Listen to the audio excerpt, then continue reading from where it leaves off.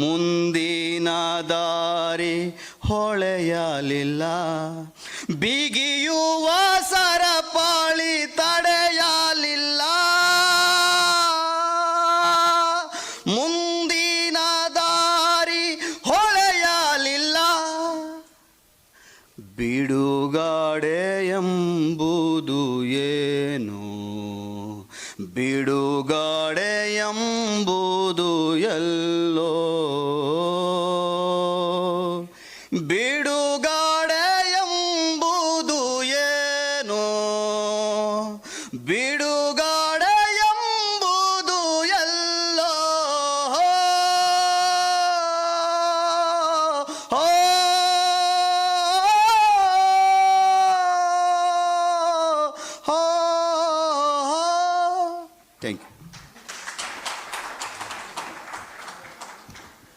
Thank you Chandru. Siddalingaiah ಅವರ ಕವಿತೆ ಮೂಲಕ ನವಯಾನ ಟ್ರಸ್ಟ್ನ ಮೊದಲನೇ ಕಾರ್ಯಕ್ರಮವನ್ನು ಪ್ರಾರಂಭ ಮಾಡ್ತಾ ಇರೋದು ಖುಷಿಯಾಗುತ್ತೆ. ಎಲ್ಲರಿಗೂ ಜೈ ಭೀಮ್, ಜೈ ರಮಾಯಿ, ಜೈ ಸಾವಿತ್ರಿ. ಮಹಾರಾಷ್ಟ್ರದ ಸಾಮಾಜಿಕ ಕಾರ್ಯಕರ್ತ, ಜಾತಿ ವಿರೋಧಿ ಸುಧಾರಕ, ಮಹಿಳಾವಾದಿ, ಚಿಂತಕ ಮತ್ತು ಬರಹಗಾರ ಜ್ಯೋತಿಬಾ ಫುಲೆ ಅವರಿಂದ ರಚಿಸಲ್ಪಟ್ಟ ಒಂದು ಮೂಲ ಕೃತಿಯೇ ಗುಲಾಮಗಿರಿ. ಮೂಲತಃ ಮರಾಠಿಯಲ್ಲಿ 1873ರಲ್ಲಿ ಪ್ರಕಟವಾಯಿತು. ಈ ಕೃತಿಯು ಜಾತಿ, ಗುಲಾಮಗಿರಿ ಮತ್ತು ಸಾಮಾಜಿಕ ಸುಧಾರಣೆಗೆ ಸಂಬಂಧಿಸಿದ ಸಮಸ್ಯೆಗಳನ್ನು ತಿಳಿಸುತ್ತದೆ. ಇದು ಜಾತಿ ವ್ಯವಸ್ಥೆಯ ಆರಂಭಿಕ ವಿಮರ್ಶೆಗಳಲ್ಲಿ ಒಂದಾಗಿದೆ. ಇಂದಿಗೆ ಕೃತಿಯು ಬಿಡುಗಡೆಯಾಗಿ 150 ವರ್ಷಗಳು ದಾಟಿದೆ. ಈ ಪ್ರಯುಕ್ತ ನವಯಾನ ಟ್ರಸ್ಟ್ ವತಿಯಿಂದ ಒಂದು ವಿಶೇಷ ಉಪನ್ಯಾಸ subversion of freedom reading Jyotiba Phule's Gulamgiri ಕುರಿತು ಕಾರ್ಯಕ್ರಮವನ್ನು ಹಮ್ಮಿಕೊಳ್ಳಲಾಗಿದೆ. ಇಂದು ನಮ್ಮೊಟ್ಟಿಗೆ JNU ಇಂದ ಡಾಕ್ಟರ್ ವೆಲೇರಿಯನ್ ರಾಡ್ರಿಗಸ್, ಹಾಡುಗಾರ್ತಿ Shilpa Mudbi, research scholar doctor Praveen Tallepalli, ರಂಗಕರ್ಮಿ KP ಲಕ್ಷ್ಮಣ್ ಮತ್ತು ಮ್ಯಾನೇಜಿಂಗ್ ಟ್ರಸ್ಟಿ ನರಸಿಂಹಮೂರ್ತಿ ಇವರನ್ನು ಪ್ರೀತಿಯಿಂದ ವೇದಿಕೆಗೆ ಬರಮಾಡಿಕೊಳ್ಳೋಣ.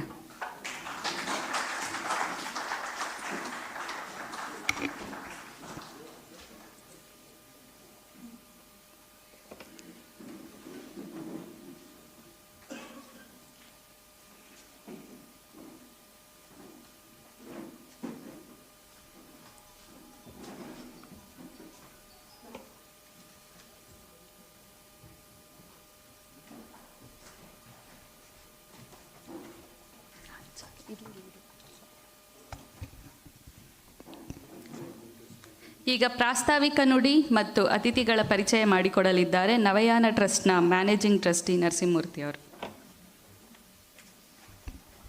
ಎಲ್ರಿಗೂ ಜೈ ಭೀಮ್. ನವಯಾನ ಟ್ರಸ್ಟ್ ಅನ್ನೋದು ನಾವು ಒಂದಷ್ಟು ಜನ ಸಮಾನ ಮನಸ್ಕ ಸ್ನೇಹಿತರೆಲ್ಲ ಸೇರಿ ಮಾಡಿಕೊಂಡಿರುವಂಥ ಒಂದು ಸಣ್ಣ ಗುಂಪು. ಇದರಲ್ಲಿ ನಾನು ಇದ್ದೇನೆ, VL Narasimhamurthy, professor Ivan De Silva, B Shripad Bhat sir, Manjunath Charvaka, Balu VL, Guruprasad sir ಮತ್ತು ಕೆಸ್ತಾರ ಮತ್ತು ಮಂಜುಳಾ ತೆಲ್ಗಡೆ ಮೇಡಮ್ ಇದ್ದಾರೆ ಮತ್ತು ನವೀದ್ ಅಹ್ಮದ್ ಖಾನ್ ಸರ್ ಇದ್ದಾರೆ.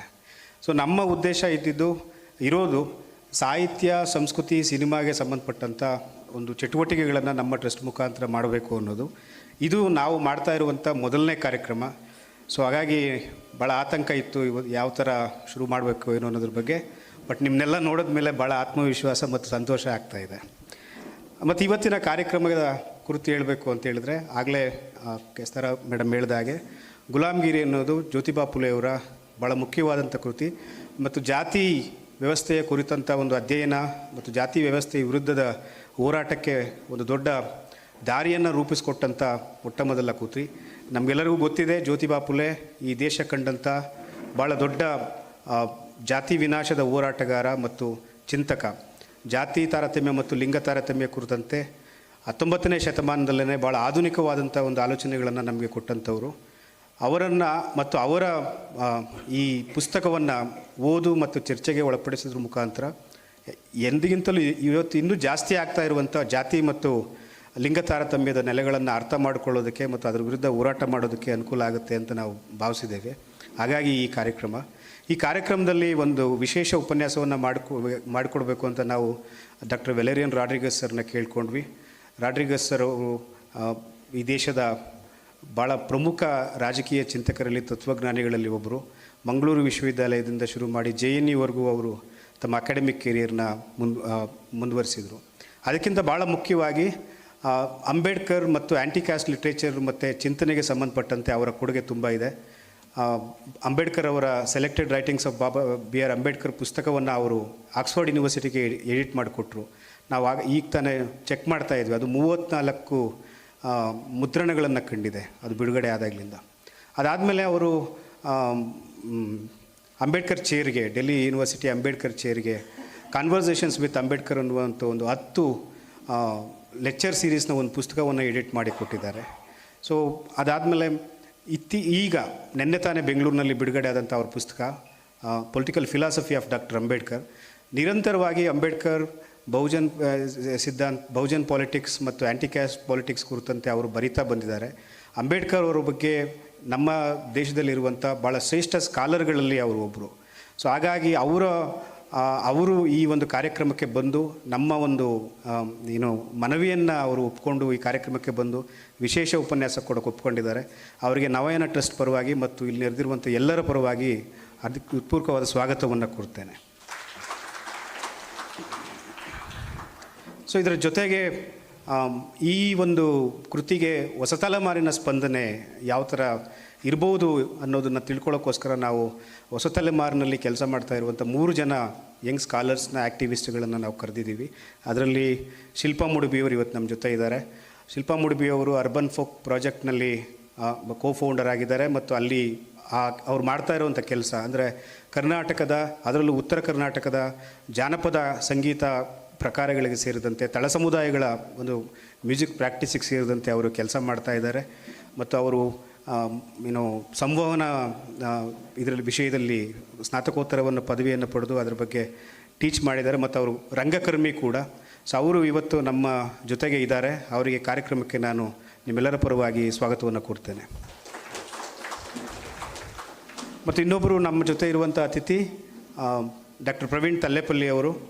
ಪ್ರವೀಣ್ ತಲ್ಲೆಪಲ್ಲಿ ಈ ಕಳೆದ 10 ವರ್ಷಗಳಿಂದ ದೇಶದಲ್ಲಿ ನಡೀತಾ ಇರುವಂಥ ಒಂದು ಕ್ಷುದ್ರ ರಾಜಕಾರಣದ ವಿರುದ್ಧ ಎದ್ದಿರುವಂಥ ದನಿಗಳಲ್ಲಿ ಭಾಳ ಆಗಿರುವಂಥವ್ರು. ಯಾಕೆ ನಾನು ಈ ಮಾತನ್ನು ಹೇಳ್ತಾ ಇದ್ದೀನಿ ಅಂತ ಹೇಳಿದ್ರೆ, 2014ರಿಂದ ಈಚೆಗೆ ದೇಶದಲ್ಲಿ ಏನು ನಡೀತಾ ಇದೆ ಅದರ ವಿರುದ್ಧವಾಗಿ JNU ಮತ್ತು JNUನ ವಿದ್ಯಾರ್ಥಿ ಹೋರಾಟ ಕಟ್ಟಿದಂಥ ಒಂದು ಹೋರಾಟಗಳ ಹಿಂದೆ ಪ್ರವೀಣ್ ಅವರ ಪಾತ್ರ ಕೂಡ ಇದೆ. ಯಾಕಂದರೆ ಅವರು JNUನ ಬಾಪ್ಸಾ ವಿಂಗ್ನ ಅಧ್ಯಕ್ಷರಾಗಿ ಕೆಲಸ ಮಾಡಿ ಸ್ಟೂಡೆಂಟ್ ಪಾಲಿಟಿಕ್ಸನ್ನು ಕಟ್ಟಿದ್ದಾರೆ. ಮತ್ತು ಇದ್ರ ಜೊತೆಗೆ ಭಾಳ ಸೂಕ್ಷ್ಮ ಒಳನೋಟಗಳು ಇರುವಂಥ ಚಿಂತಕ.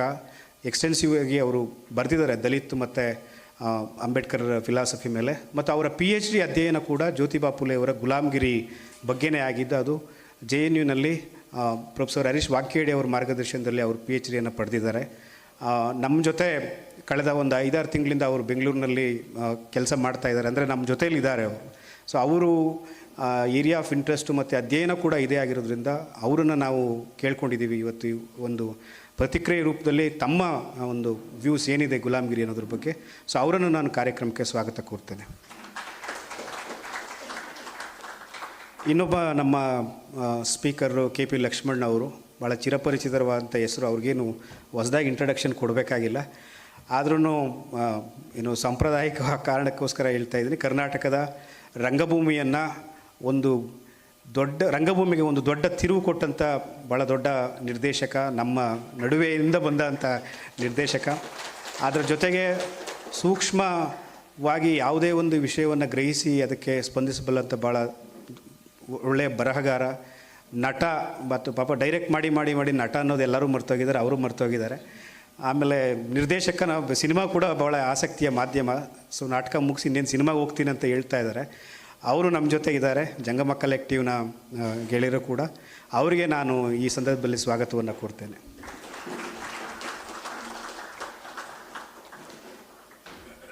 ಸೊ ಈ ಕಾರ್ಯಕ್ರಮವನ್ನು ನವಯಾನ ಟ್ರಸ್ಟ್ನ ಹೆಸರಲ್ಲಿ ಆಯೋಜನೆ ಮಾಡಿದರೂ ಕೂಡ ಇದ್ರ ಜೊತೆಯಲ್ಲಿ ಬಯಲು ಬಳಗ, ಸಾರಾ ಬಳಗ, ತಮಟೆ, ಜಂಗಮ ಕಲೆಕ್ಟಿವ್ ಮತ್ತು ಇವತ್ತು ಇಲ್ಲಿ ನಮ್ಮ ಕಾರ್ಯಕ್ರಮಕ್ಕೆ ಬಂದಿರೋದ್ರಲ್ಲಿ ಕರ್ನಾಟಕದ ಹಿರಿಯ ಚಳುವಳಿಗಾರರು ಬರಹಗಾರರು, ಚಿಂತಕರು, ಸಾಮಾಜಿಕ ಹೋರಾಟಗಾರರು ಎಲ್ಲರೂ ಇದ್ದೀರಿ. ನಾನು ಒಂದೊಂದು ಹೆಸರು ಏನೋ ಹೇಳಲೇಬೇಕಾದಂಥ ಒಂದು ಏನೋ ಒತ್ತಡ ಇದ್ದರೂ ಕೂಡ ಎಲ್ಲರಿಗೂ ಹೇಳೋದಕ್ಕೆ ಸಮಯ ಇಲ್ಲ ಅನ್ನೋ ಕಾರಣಕ್ಕೋಸ್ಕರ ನೀವೆಲ್ಲ ಇವತ್ತು ಬಂದಿರೋದು ನಮಗೆ ಭಾಳ ಆತ್ಮವಿಶ್ವಾಸವನ್ನು ಮತ್ತು ಧೈರ್ಯವನ್ನು ಕೊಟ್ಟಿದೆ.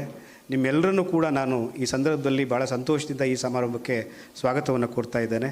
ಮತ್ತು ಮಾಧ್ಯಮದ ಮಿತ್ರರು ಮತ್ತು ಈ ಕಾರ್ಯಕ್ರಮವನ್ನು ಲೈವ್ ಮಾಡೋದಕ್ಕೆ ಬಂದಿರುವಂಥ ಈ ದಿನ ಮತ್ತು ನಾನು ಗೌರಿ.com ಗೆಳೆಯರಿಗೆ ಮತ್ತು ಈ ಕಾರ್ಯಕ್ರಮ ರೂಪುಗೊಳ್ಳೋದಕ್ಕೆ ಸಹಕರಿಸಿದ ನಮ್ಮ ಜೊತೆ ಇದ್ದಂಥ ಎಲ್ಲರಿಗೂ ನಾನು ಸ್ವಾಗತವನ್ನು ಕೋರಿ ನನ್ನ ಮಾತನ್ನು ಮುಗಿಸ್ತೇನೆ. ಎಲ್ಲರಿಗೂ ನಮಸ್ಕಾರ. ಜೈ ಭೀಮ್. ನವಯಾನ ಟ್ರಸ್ಟ್ ಕುರಿತು ಪ್ರಾಸ್ತಾವಿಕ ನುಡಿ ಮಾಡಿದ ಮತ್ತು ಸ್ವಾಗತ ಮಾಡಿದ ನರಸಿಂಹಮೂರ್ತಿ ಅವರಿಗೆ ಧನ್ಯವಾದಗಳು. ಈಗ ಡಾಕ್ಟರ್ ವೆಲೇರಿಯನ್ ರಾಡ್ರಿಗ್ರಿಸ್ ಅವರನ್ನು ಇಂದಿನ ವಿಷಯದ ಕುರಿತು ಮಾತನಾಡಲು ಕರೆಯುತ್ತೀನಿ. So to talk about today's topic.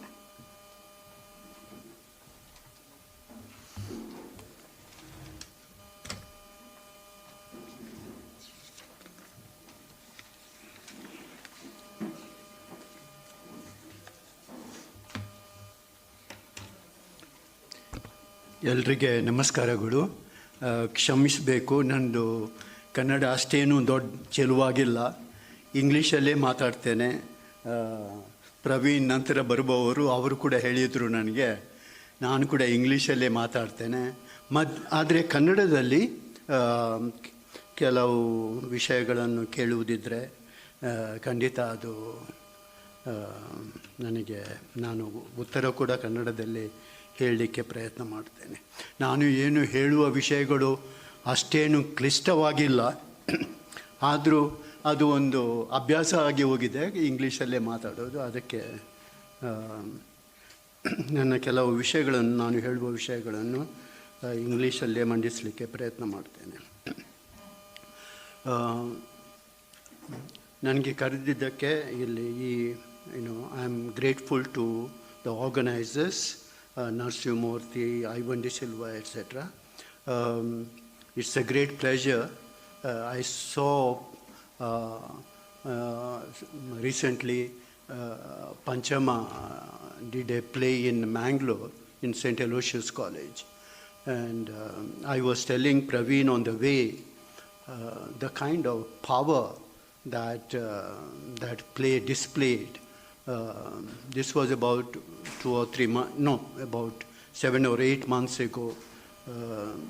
And I think that power that Dalit movement has created in Karnataka is something to be greatly praised.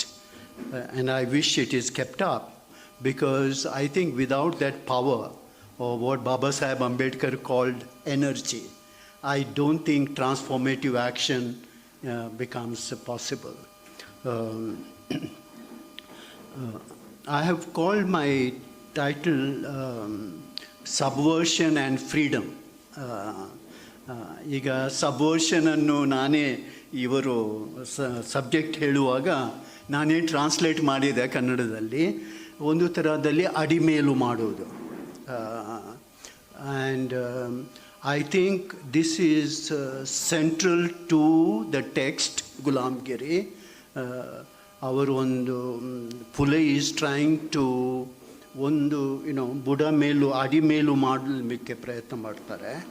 But it is also probably the limitations of Mahatma Phule's thinking. The limitations part I will come later. I have about 5 or 6 points to raise in this discussion. It is not a consistent kind of presentation.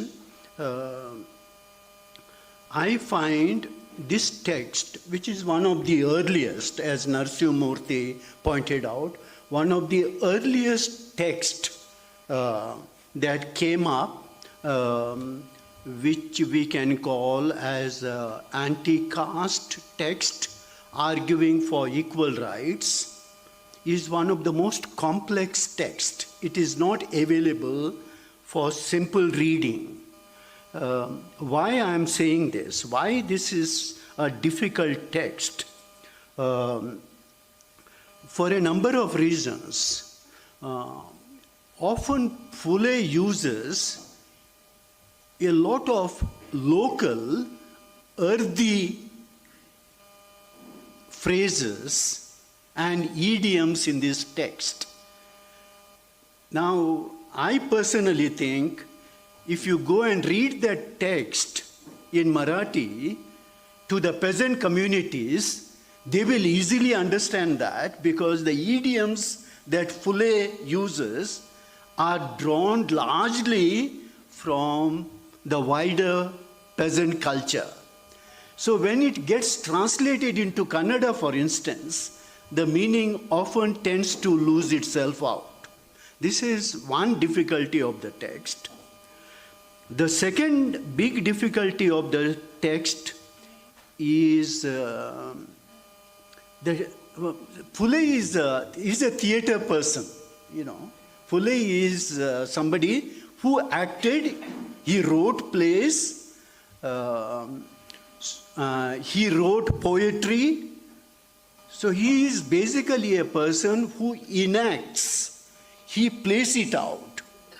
And one of the best ways of playing out is, when you write, is to have dialogue. And there are many people who have tried dialogue, sambhashana, when they write text. Plato wrote his great text, The Republic, in a dialogic form. Mahatma Gandhi wrote Hind Swaraj in a dialogic form. Phule does dialogue. And dialogue is not a simple reading. In dialogue, you need to engage with the contentions, or what scholars say, agonism, that comes through the text. So it is not a simple reading, but it is it's a difficult reading of the text. The third one is, the third big difficulty is Phule often wrote pavadas, you know, a long ballad, what we call ballad poems in, he wrote pavada on Shivaji. Now, some of the text, Gulamgiri, can be reduced into a pavada kind of formation, literary formation. Now, if you want to understand ballads, it has its own internal logic, internal reasoning, and therefore, one of the difficulties is that we avoid reading this text as a simple text, but look at the way Phule, a person who thought that he is a peasant, begins to address, through a conversation, a much larger audience. The other difficulty that I want to point out, Phule wrote quite a few pieces. I have not read some of them. I have read some of the pieces in Marathi. My Marathi is not very great, but since I come from a Konkani background, I can follow largely what Marathi text says. Now, Phule wrote another big text called Cultivator's Whip, or what is the Marathi version? Shetkarache Asud. Shetkarache Asud. Now, some of the issues that Phule raises in this great text on the condition of the peasantry, Cultivator's Whip, are anticipated in this text, in this book. So you need to read Gulamgiri as an intertext that connects to much larger thinking that Phule does. Some of the points he elaborates, some of the points are not elaborated, and therefore you need to see in an incipient form what Phule is trying to say across his intellectual and agitational journey. This is the first point I want to make. The second issue that I want to highlight here is there is a particular class structure that Phule ಒಂದು ಥರದ ವರ್ಗಗಳ ಬಗ್ಗೆ ನಮ್ಮ ದೇಶದ ರಾಷ್ಟ್ರದ ವರ್ಗಗಳ ಬಗ್ಗೆ ವಿಶ್ಲೇಷಣೆ ಕೊಡ್ತಾರೆ. There is an analysis of a class structure in Phule's work. He identifies two class blocks. Often if you read Marxist literature, you find classes and class blocks. Class blocks are constituted of what is normally known as non-antagonistic classes. There is much commonality across those classes. Say, for example, if you are Indian Marxist, often the term peasantry is used, but peasantry is normally used as a class block. It consists of landless labor, poor peasantry, and middle peasantry. And together we call them as peasantry. The rich peasant is a little ambivalent position. So in Phule, we already find a concept of a class block. And one class, he names them as Brahmins. Now, when he uses the term Brahmin, I feel that there are two connotations the word gives. It immediately refers to Brahmins as a caste or as a varna. But it also refers to a much larger, inclusive category called Brahmins as a whole, which later on Ambedkar and others begin to describe as Brahminism. The word Brahminism is not used by Phule. Phule uses the term Brahmins in Gulamgiri, but in Setkarache Asud, he generally tends to use the term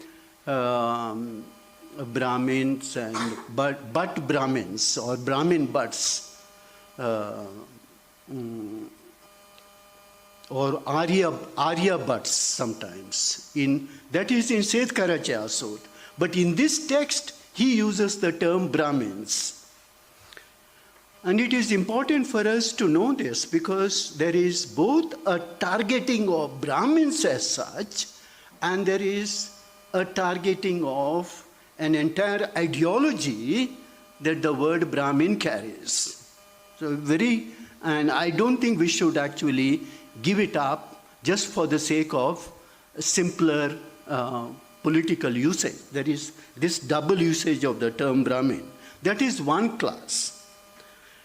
Now, he describes the nature of this class across the text. Let me give you a few glimpses of what he thinks this class is of. First, he says that this class, who are definitely exploiters for Phule, they are outsiders. They are not indigenous, they are outsiders. And in much of the text, these outsiders come from outside India, but they come through the sea route. They come from Iran. And therefore, he calls them as people who are migrants from Iran. But unlike the other literature, which actually begins to talk about the Aryans who migrated to India from outside, Phule says that they came from the sea. They migrated from the sea, from Iran, they came through the sea route and entered into India. So they are outsiders, they are conquerors, they are people who relish in armed conflict. Therefore, violence is something natural to this particular class. That is one characteristic. The second characteristic of them is they think of themselves big, high notions of self. They are not straightforward people. They are very cunning. They are very arrogant. They are very bigoted kind of a people. They call themselves Arya, Arya in the sense of Shrestha in Kannada or in Sanskrit. And they call themselves as the lords of the land, Bhudevs. Now, Bhudev is a term which Phule uses fairly regularly to denote Brahmins, a term later on which was also employed by Baba Sahib Ambedkar. The third characteristic of this class is that this class, according to Phule, construct an extremely sophisticated, dominating ideology. They construct an ideology. And Phule thinks that much of the power of this class lies in this ideological domination. Of course, they have an economic base. They are conquerors. They have conquered the land. They have usurped the riches of the indigenous people. But he thinks that their power lies in their great ideological strength, something which Baba Sahib Ambedkar later on repeats in his Annihilation of Caste. So they constructed an ideology. What is this ideology consists of? Phule says this ideology consists of myths, a mythology they construct. They construct the caste system and they construct a law, all ideological formations. And what is the fourth characteristic? Brahmins begin to think that they are superior to gods, and therefore even God is downgraded below them. And Phule gives the example of the famous Bhrigu episode, where the Brahmin begins to think, where God himself apologizes and begins to be at the service of the Brahmins.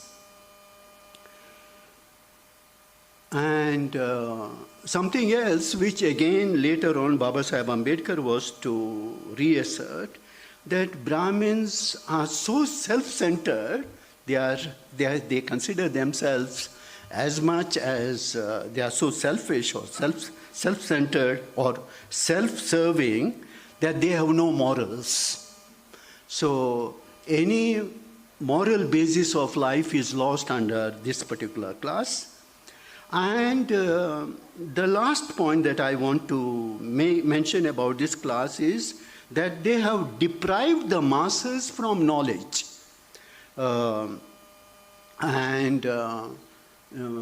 Their domination depends upon deprivation of the others of knowledge. And therefore, Phule's later on argument, why knowledge becomes a distinct type of knowledge is so important for people to emancipate themselves. And the last point here in this connection, deprivation of knowledge, that I want to mention is that he thinks that the Brahmin power over this ideological domain is so deep and so extensive that they have eventually won over their colonial masters themselves.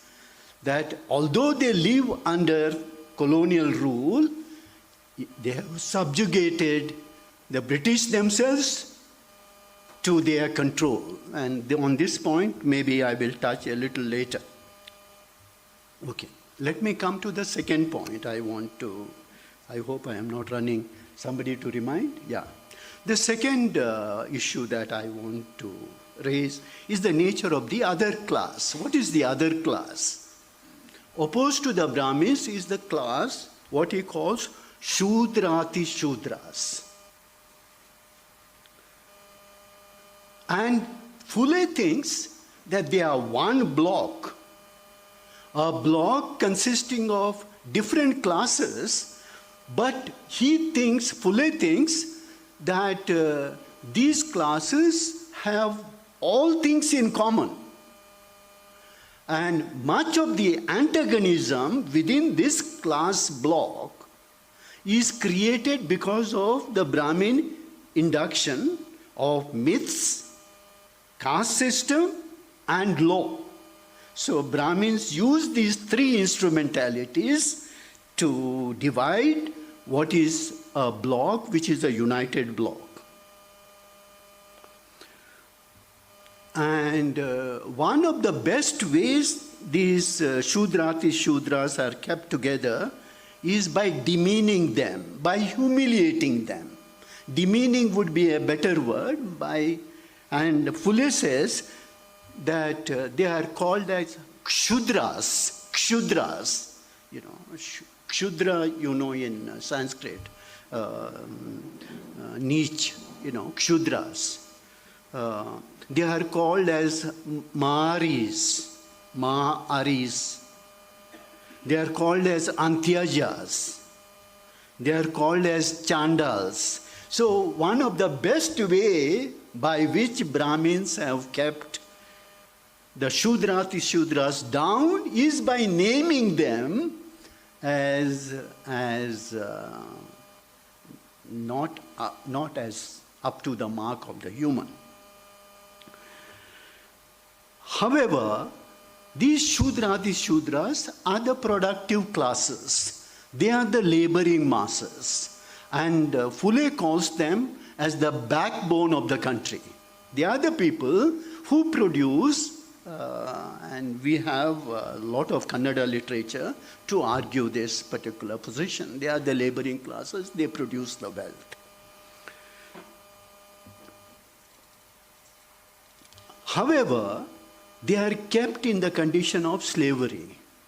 And Phule often compares the condition of this class as slaves to the condition of slaves elsewhere.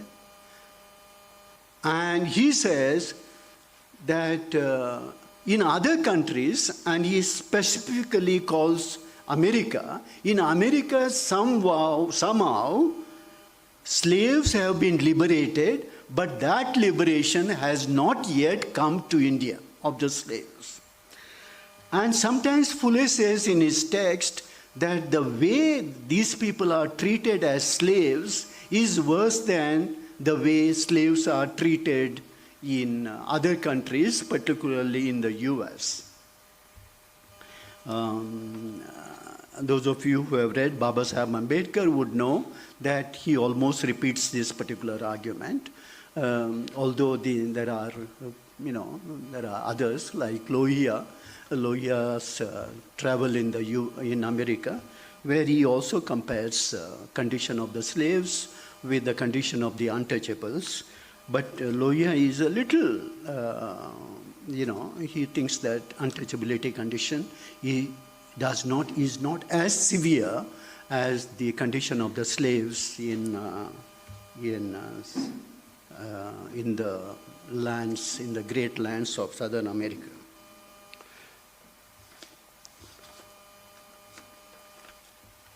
Now, Phule gives you a graphic description of the manifold oppression that Shudras are subject to. And this is graphic, not merely economic, but Phule actually gives you very interesting description how extraction is done and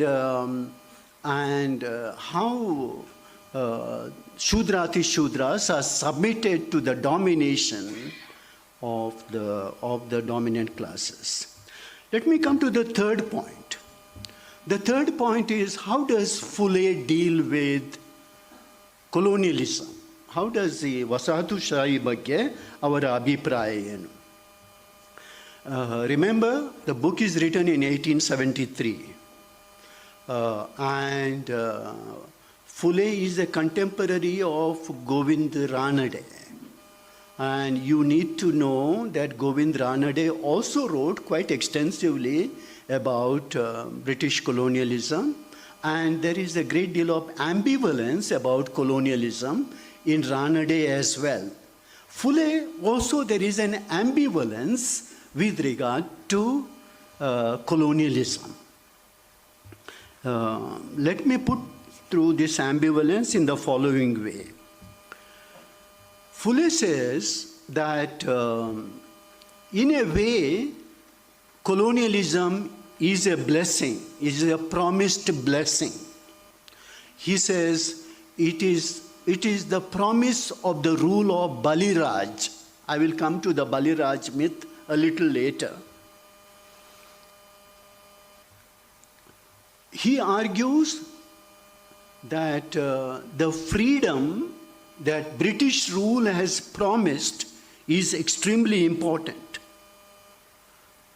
And that freedom, he says, is the right to communicate, because hitherto Shudrati Shudras could not communicate with one another because they were barricaded by myths and castes, etc. The freedom to learn, the freedom to claim rights, the freedom to debate and contest, the freedom to dissent. Phule says these are the promises that British have made to Indians. Remember, Phule was one of the first person to read this famous book called Rights of Man, and Phule was very strongly committed to rights. I hope I mentioned the date, in 1849.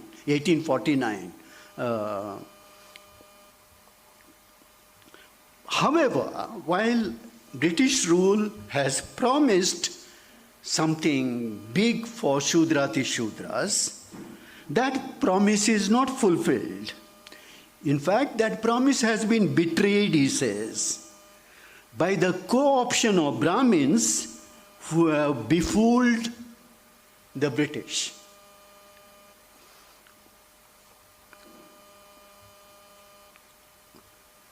Not only that, he says, the Brahmins have begun to actively mobilize the Shudras against the British rule itself. So it is not merely that they have been kept away. Now, remember, the context is the founding of the Sarvajanik Sabha in Maharashtra, in Bombay province. The Sarvajanik Sabha, I think, was formed, Praveen, correct me, in 1870. Now, Phule says, and something which is interesting, Phule says,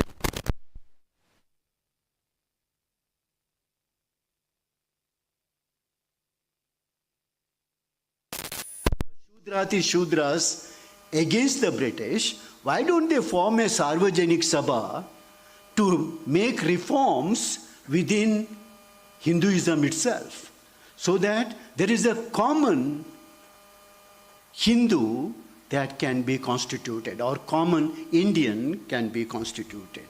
He does not use the word Hindu in this particular text. But the fourth point I want to make, Phule is a great believer, unlike Baba Saheb Ambedkar. He uses the concept of God very often in his writings. He says God has created us. He uses the term Nirmi to denote God, creator, Nirmi. But in this text sometimes he also uses the term for the creator, Utpankarta in Maratha, Utpankarta, the creator, sometimes Nirmi. Now, since God has created us, He has created us all as equal. He wanted us to be free and to create our own world. Now, Rosalind Hoanlan, one of the great scholars on Phule, argues that Phule belongs to a tradition of deism. Now, deism as an ideology argued in the West that God created mankind, and once He has created mankind, He left the entire creation to the charge of human beings and thereby give them free to define themselves, and God does not intervene into the world to regulate the future of mankind. They are left to themselves. And she thinks, Rosalind Wandland thinks, that Phule subscribes to that position. At least in this text, you don't find strong evidence that Phule subscribes to that kind of a position. Praveen has done a great deal of work. I'm subject to correction by him.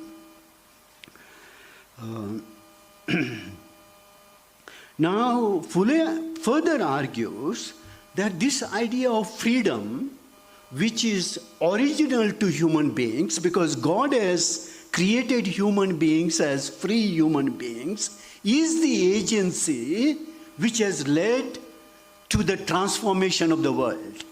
If slavery has been undermined elsewhere in other parts of the world, it is because of this innate strength in human beings of freedom to make themselves what they wish to become. And in India, the greatest hurdle for this is created by the class which is opposed to the Shudrati Shudras. Now the last point last point before I just conclude. Now I don't want to go into details. Phule reinterprets the entire mythology. Now it is very interesting to see the way Phule reinterprets the mythology. Now he goes into the different avatars of Vishnu. We say about Dashavatars. He discusses the most important avatars. And he has his own interpretation rather than the traditional Puranic interpretation that we come across. But first, he begins to throw scorn at the myth of creation. Now, there is the Purusha Sukta, all of you have heard about it, that the four varnas came through the different parts of the body. Now, Phule actually begins to throw scorn how Brahma created Brahmins from the mouth, and he begins to describe how can somebody come from the mouth, and who is, ask this kind of questions like, who is his wife? How did Brahma become pregnant? How did he deliver?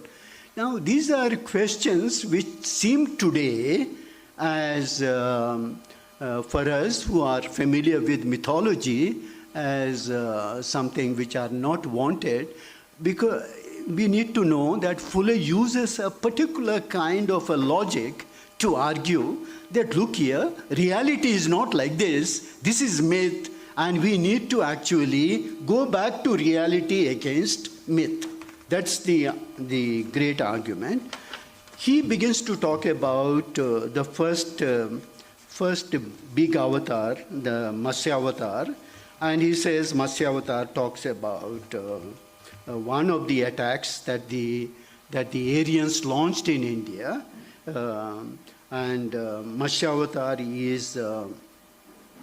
is directed against Shankasur, and he says Matsya avatar is nothing but the Aryans coming through the sea, through the small boats, the canoes, he says. The second avatar, that is Kachavatar, is directed against Kashyapa. Now, the Aryans now come from Iran in large boats, and therefore it is called Kachavatar, he says, and he goes into descriptions about it. The third avatar, Varaha avatar, he says is directed against Hiranyaksha, and again he says that this is a myth. The reality is Iranians coming in boats, and the boats were shaped like a pig, and therefore it is called Varaha avatar. And then he gives a different interpretation to the Narsimha avatar. You all know the story of Prahlad. I am not going to repeat. Phule upturns the Prahlad story and begins to say, what is this Narsimha avatar?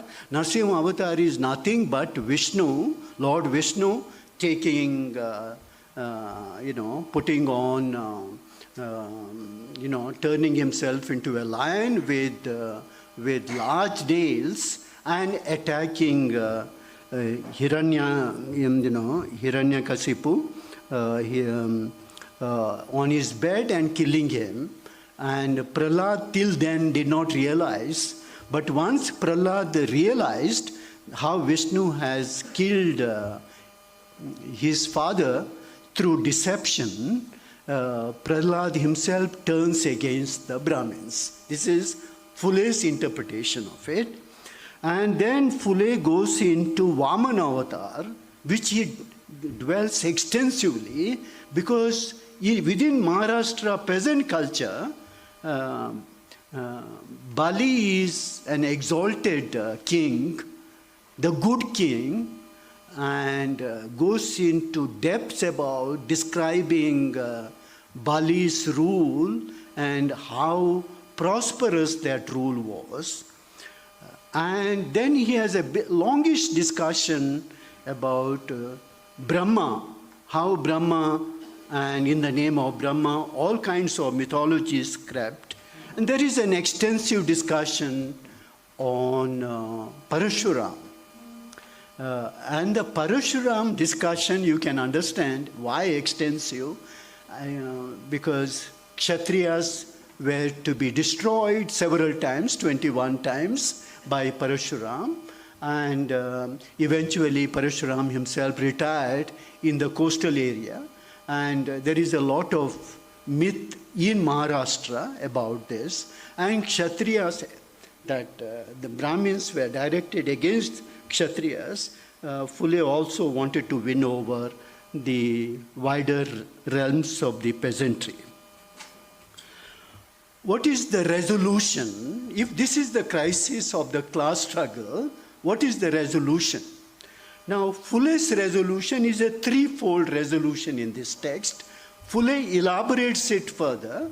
Phule says that the kind of education that the British are giving to Shudrati Shudras is useless education. It is an education which turns them into further slaves. It does not skill them at all.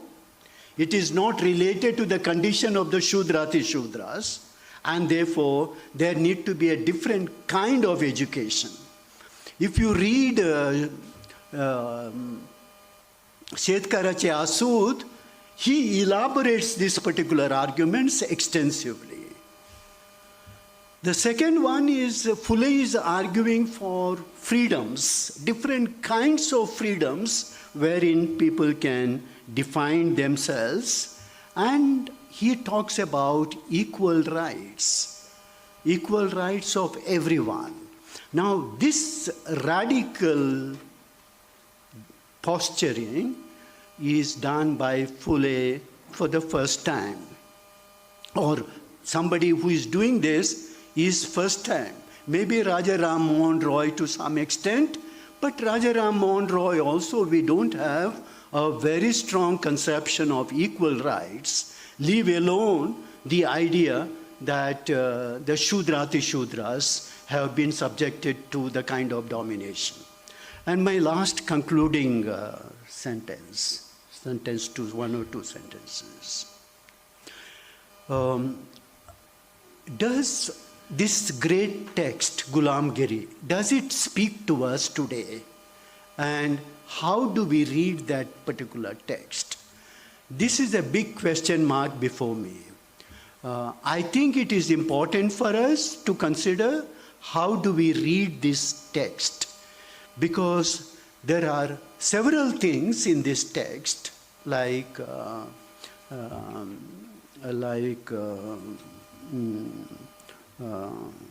this Narasimha avatar,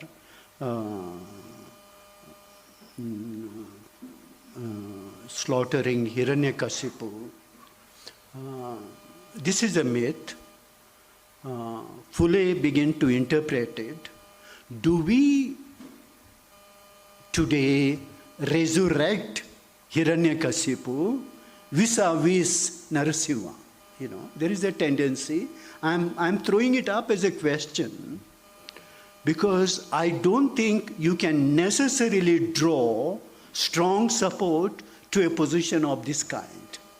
So I would leave behind with a question mark.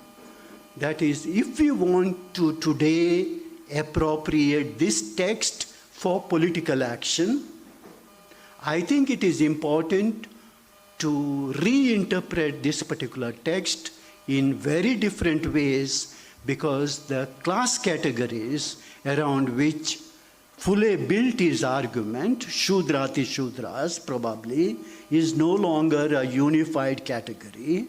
It is, in several ways, it has become an antagonistic category. And the kind of myths that Phule tried to interpret to reinforce the idea of freedom among Shudrati Shudras need to be appropriated by us in very different ways. Then probably Phule, this would be the spirit of Phule. This is my thinking, but this is just a suggestion right at the end. Thank you for inviting me, and it has been a great pleasure to talk to you. ಒಂದು ಮಾತ್ರ ಕ್ಷಮಿಸಬೇಕು, ನಾನು ಕೂಡ ಕರ್ನಾಟಕದಿಂದ ಬಂದವನು, ಇವನಿಗೆ ಸ್ವಲ್ಪ ಕನ್ನಡ ಮಾತಾಡಲಿಕ್ಕೆ ಕೂಡ ಆಗಲಿಲ್ವಾ ಅಂತ ಹೇಳ್ಬೋದು. But that is my small limitation, not small or big limitation. Thank you.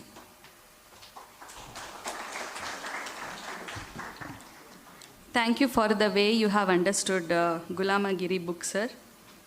You have briefly explained in a very small time about how the book covered on class, caste, myths and reality, Brahminism, colonialism, slavery in US, slavery in India, comparison of both the things, concept of God, making reforms inside Hinduism, idea of freedom, revolutions taken, equal rights for everyone. So all those things you have briefly explained us and you made us to understand about the book Gulamgiri, which we have to read at present also and in future also, and we have to take the important things from that. So next, ಮುಂದಕ್ಕೆ ಈಗ ಪ್ರತಿಕ್ರಿಯೆ ಮಾತುಗಳು ಶಿಲ್ಪಾ ಮುಡಬಿ ಅವರಿಂದ.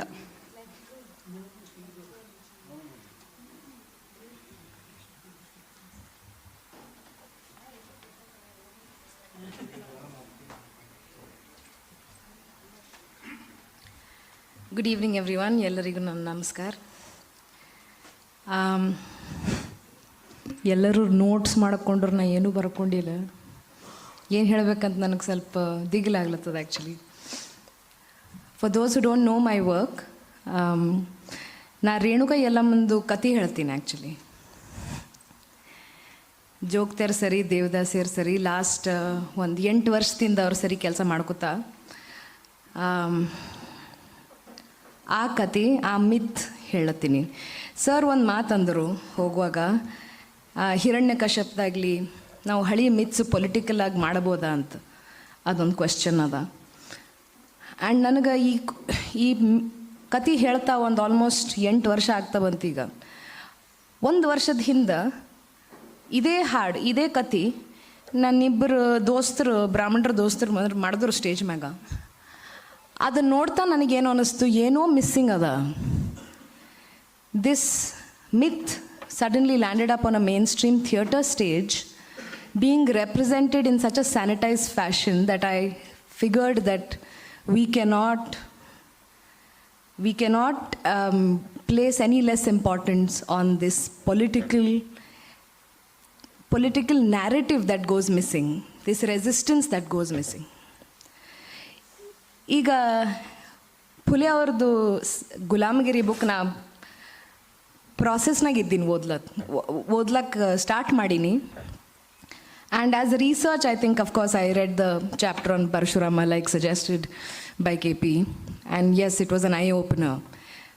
ಏನು ಹೊಸದಿಲ್ಲ ಅಂದ್ರೂ ಅಂದ್ರೆ there are so many academicians who I've spoken to who have made me understand these narratives.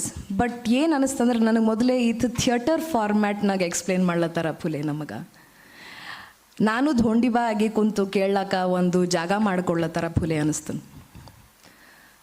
And ರೇಣುಕನ ಕತೆ ಹೇಳ್ತಾ ಹೇಳ್ತಾ ಆ ತಾಯಿ ಕತೆ ಆಕಿನ ಮಗನಕ್ಕಿಂತ ಯಾಕೆ ಇಂಪಾರ್ಟೆಂಟ್ ಆಗ್ತದೆ ಅನ್ನೋದು becomes very visible and evident, obvious.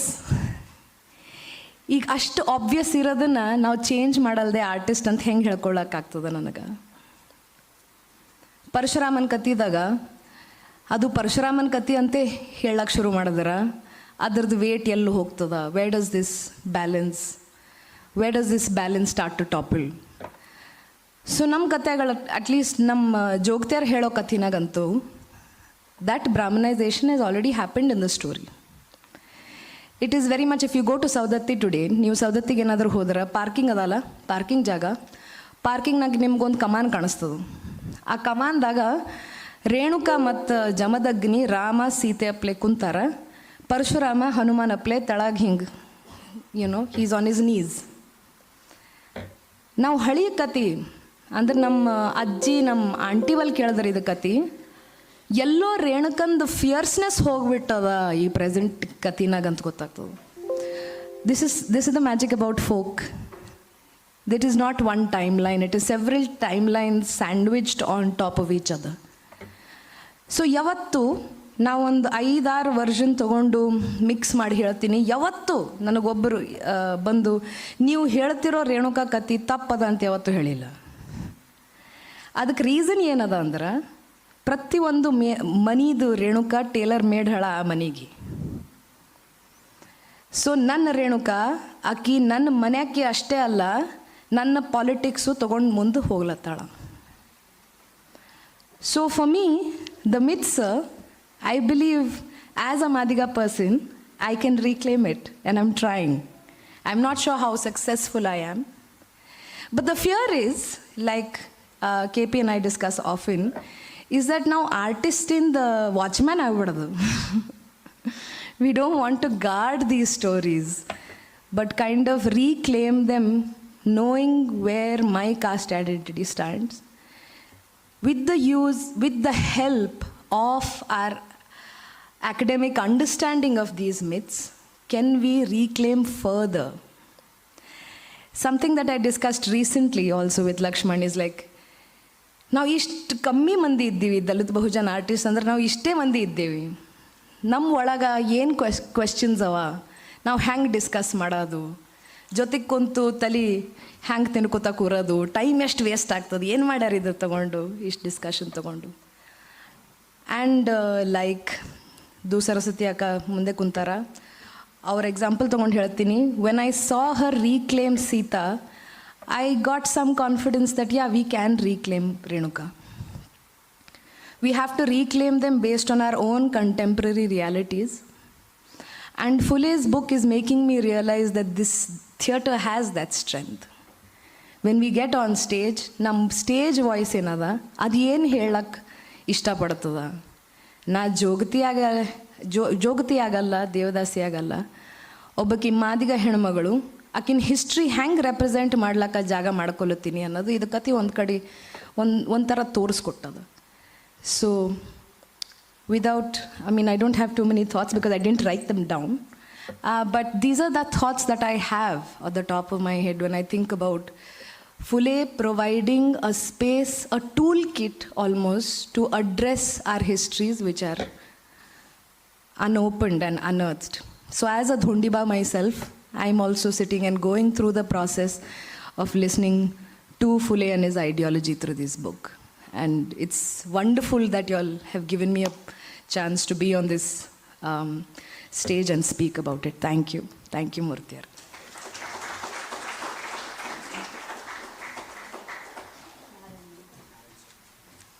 Thank you ma'am. ಇವಾಗ ನಾರಾಯಣ ಅವರಿಂದ ಒಂದು ಹಾಡು, ನಾರಾಯಣ ಸ್ವಾಮಿ ಅವರಿಂದ.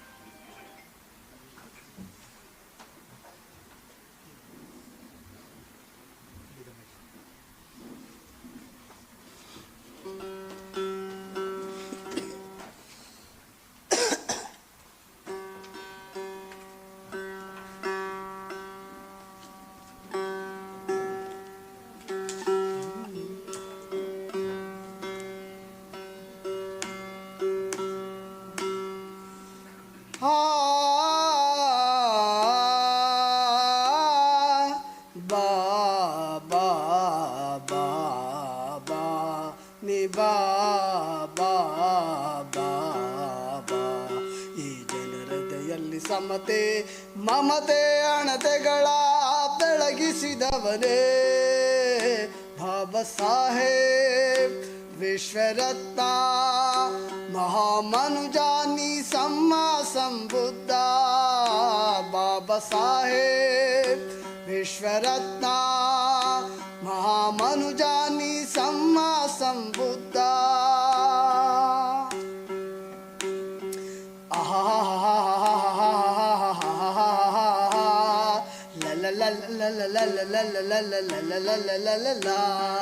ಸಂಘರ್ಷದಿಂದ ಬದಲಿಸಿದೆ ಕಥೆಯ ಮನಕುಲಕ್ಕೆ ನೀನೇ ಚಿಂತನೆಯ ನಿಶಾನೆ. ಸಂಘರ್ಷದಿಂದ ಬದಲಿಸಿದೆ ಕಥೆಯ ಮನಕುಲಕ್ಕೆ ನೀನೇ ಚಿಂತನೆಯ ನಿಶಾನೆ.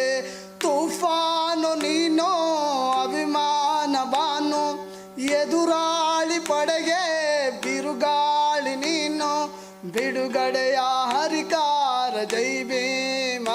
ಬಾಬಾ ಸಾಹೇಬ್ ವಿಶ್ವರತ್ನ ಮಹಾಮನುಜಾನಿ ಸಮ್ಮ ಸಂಬುದ್ಧ. ಬಾಬಾ ಸಾಹೇಬ್ ವಿಶ್ವರತ್ನ ಮಹಾಮನುಜಾನಿ ಸಮ್ಮ ಸಂಬುದ್ಧ.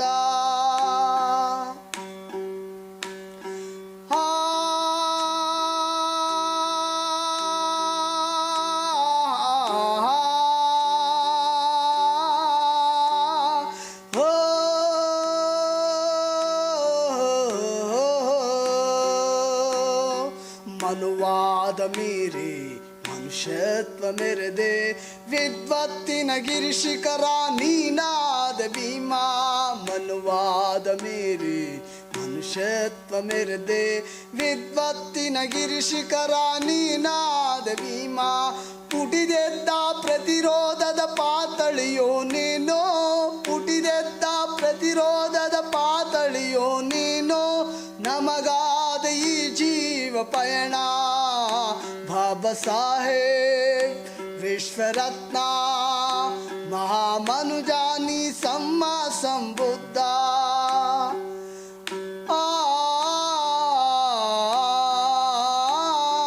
ಬಾ ಬಾ ಬಾ ಬಾ ನಿ ಬಾ ಬಾ ಬಾ ಬಾ.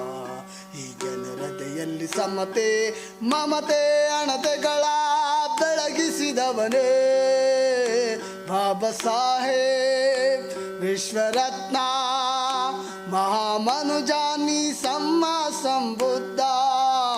ಬಾಬಾ ಸಾಹೇಬ್ ವಿಶ್ವರತ್ನ ಮಹಾಮನುಜ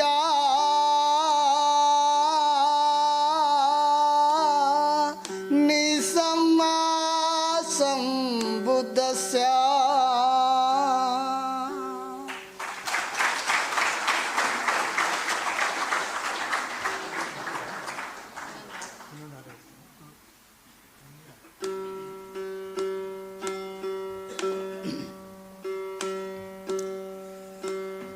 ಅಚ್ಚ ಬ್ಯಾಡ ಅಚ್ಚ ಬ್ಯಾಡವ್ವ ಚೀತಕ್ಕ ನನ್ನ ಎಳೆ ಬಾಳ ಸುಳಿ ನಾನವ್ವ ಅವ್ವ ಎಳೆ ಬಾಳೆ ಸುಳಿ ನಾನವ್ವ. ಅಚ್ಚ ಬ್ಯಾಡ ಅಚ್ಚ ಬ್ಯಾಡವ್ವ ಚೀತಕ್ಕೆ ನನ್ನ ಎಳೆ ಬಾಳೆ ಸುಳಿ ನಾನವ್ವ ಅವ್ವ ಎಳೆ ಬಾಳೆ ಸುಳಿ ನಾನವ್ವ.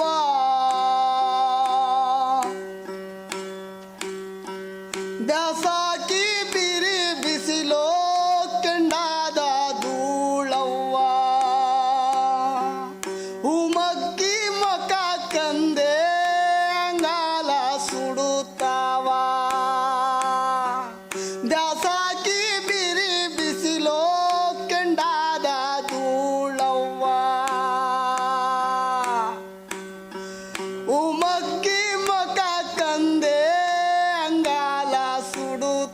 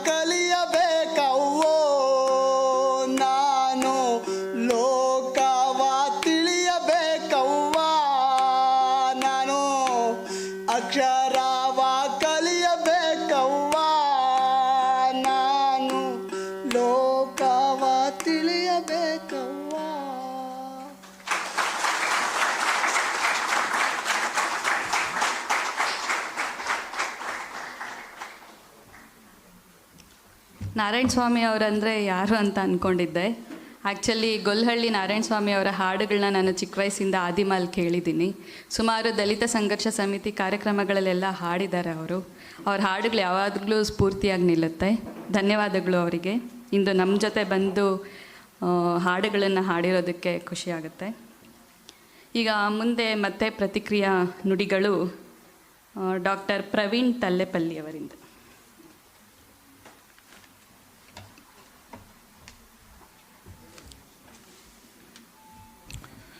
Jyotiba ಫೂಲೆ ಜೋಹಾರು ಜೋಹಾರು, Jyotiba ಫೂಲೆ ಜೋಹಾರು ಜೋಹಾರು.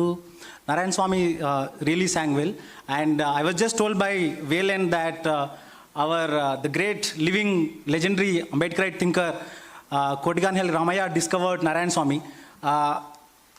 Kannada people are very fortunate that you have two legendary thinkers with you. One is Ramaya and second is Devnur Mahadeva. This is a great thing that Kannada still has, along with the other things. Good people of the Navayana Trust, V.L. Narasimhamurthy, Sripad Bhatt sir, Ivan D. Silva sir, Guruve, Manjunath, Naveed Ahmad, Balu sir, Kestara, Manjula, and the speaker of the day, Professor Valerian Rodriguez, and discussants Shilpa Mudabi and K.P. Lakshmana, and good friends and activists, writers and poets sitting in the hall, and everybody. Jai Bhim Johar. So, Professor Valerian ended his presentation with 3 questions, and I would like to begin with the last question. The third question that Professor asked us is, does Gulamgiri speak to us? And he said it with an emphasis of question mark. And he gave a sub-question to it. The sub-question is, how do we read Gulamgiri? So these 2 questions are intertwined, and these 2 questions should be read together. They should not be read independently or separately. This is Gulamgiri as a text was published in the year 1873.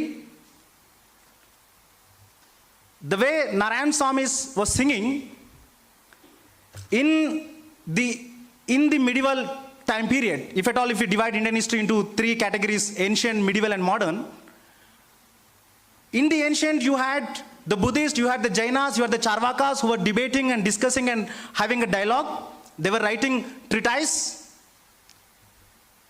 For example, Buddha did not really write, but Buddha was always in dialogue with his contemporaries, like his own his associates like Ananda. And then you have Mulamadhyama Karika, that becomes the founding text for Buddhism. And Ajivakas and Charvakas, they are also in the dialogic tradition. But in the medieval time period, we have Abhangas, we have Povadas. So these Abhangas and Povadas, they were written in poetic forms. Sometimes they made it to songs. And sometimes they remained as poetry, sometimes they remained as long form of ballads. Phule is exactly in resonance with the ballad tradition. Phule is one among those rare people who is a poet, who writes a ballad, who is also writing a philosophical treatise in the dialogic form. I am in complete agreement with every word that Professor Valerian spoke.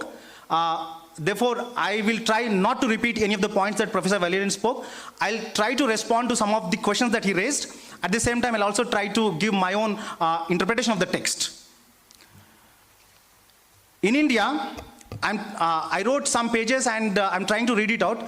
Just in case if you feel that reading is not good, please let me know. I can stop and I try to speak extempore, because I know most of you, otherwise in Bangalore and other spaces. So, in India, only a few texts are read as canonical texts, which include Bhagavad Gita, Kama Sutra, Arthashastra, Manava Dharma Shastra, that is Manusmriti, Ramayana, Mahabharata, Vedas, Hind Swaraj. Bhagavad Gita, Ramayana, Mahabharata and Vedas fall in the scriptures of the Hindu religion. Kama Sutra, Manava Dharma Shastra are codes of living. Arthashastra was ancient India's essential to understand economy and political economy. Bhagavad Gita, Kama Sutra, Arthashastra, Manava Dharma Shastra, Ramayana, Mahabharata, Vedas are ancient texts that are considered as canonical as they are revered and adored.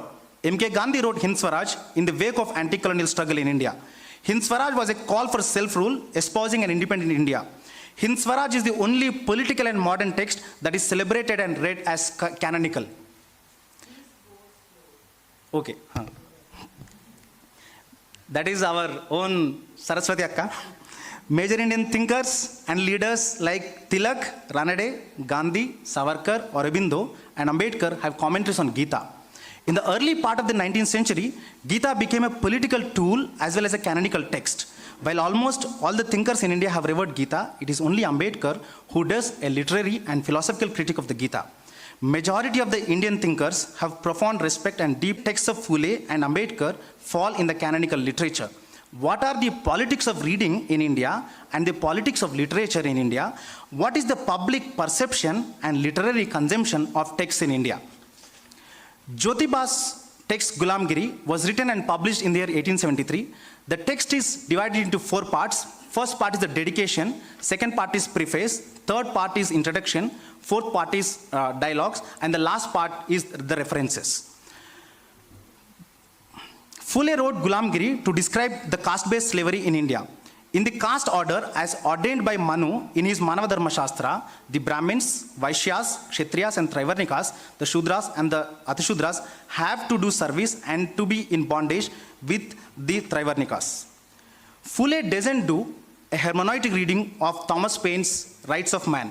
Thomas Paine is the only character, only activist and philosopher who was both in the American Revolution and also in the French Revolution. Thomas Paine doesn't agree with the conservatives like Edmund Burke. So Thomas Paine is an entry point to all the non-conservative thinking in all the progressive movements. Phule is not the spectator or observer to the French Revolution. He is only a reader with an open mind looking for equality and freedom. Phule combines Baliraja's notion of no suffering and no trouble along with that of the rights of man. Here, one could argue that Phule is influenced by Thomas Paine, though remaining indigenous as he doesn't move away from Baliraja. Why I am taking Gulamgiri in relation to the above mentioned text? All the mentioned texts are integral to Indian political thought and caste studies. Gulamgiri is the foregrounding text along with Ambedkar's Annihilation of Caste for the anti-caste movement. Gulamgiri as a text entered into 150th year in June 2023.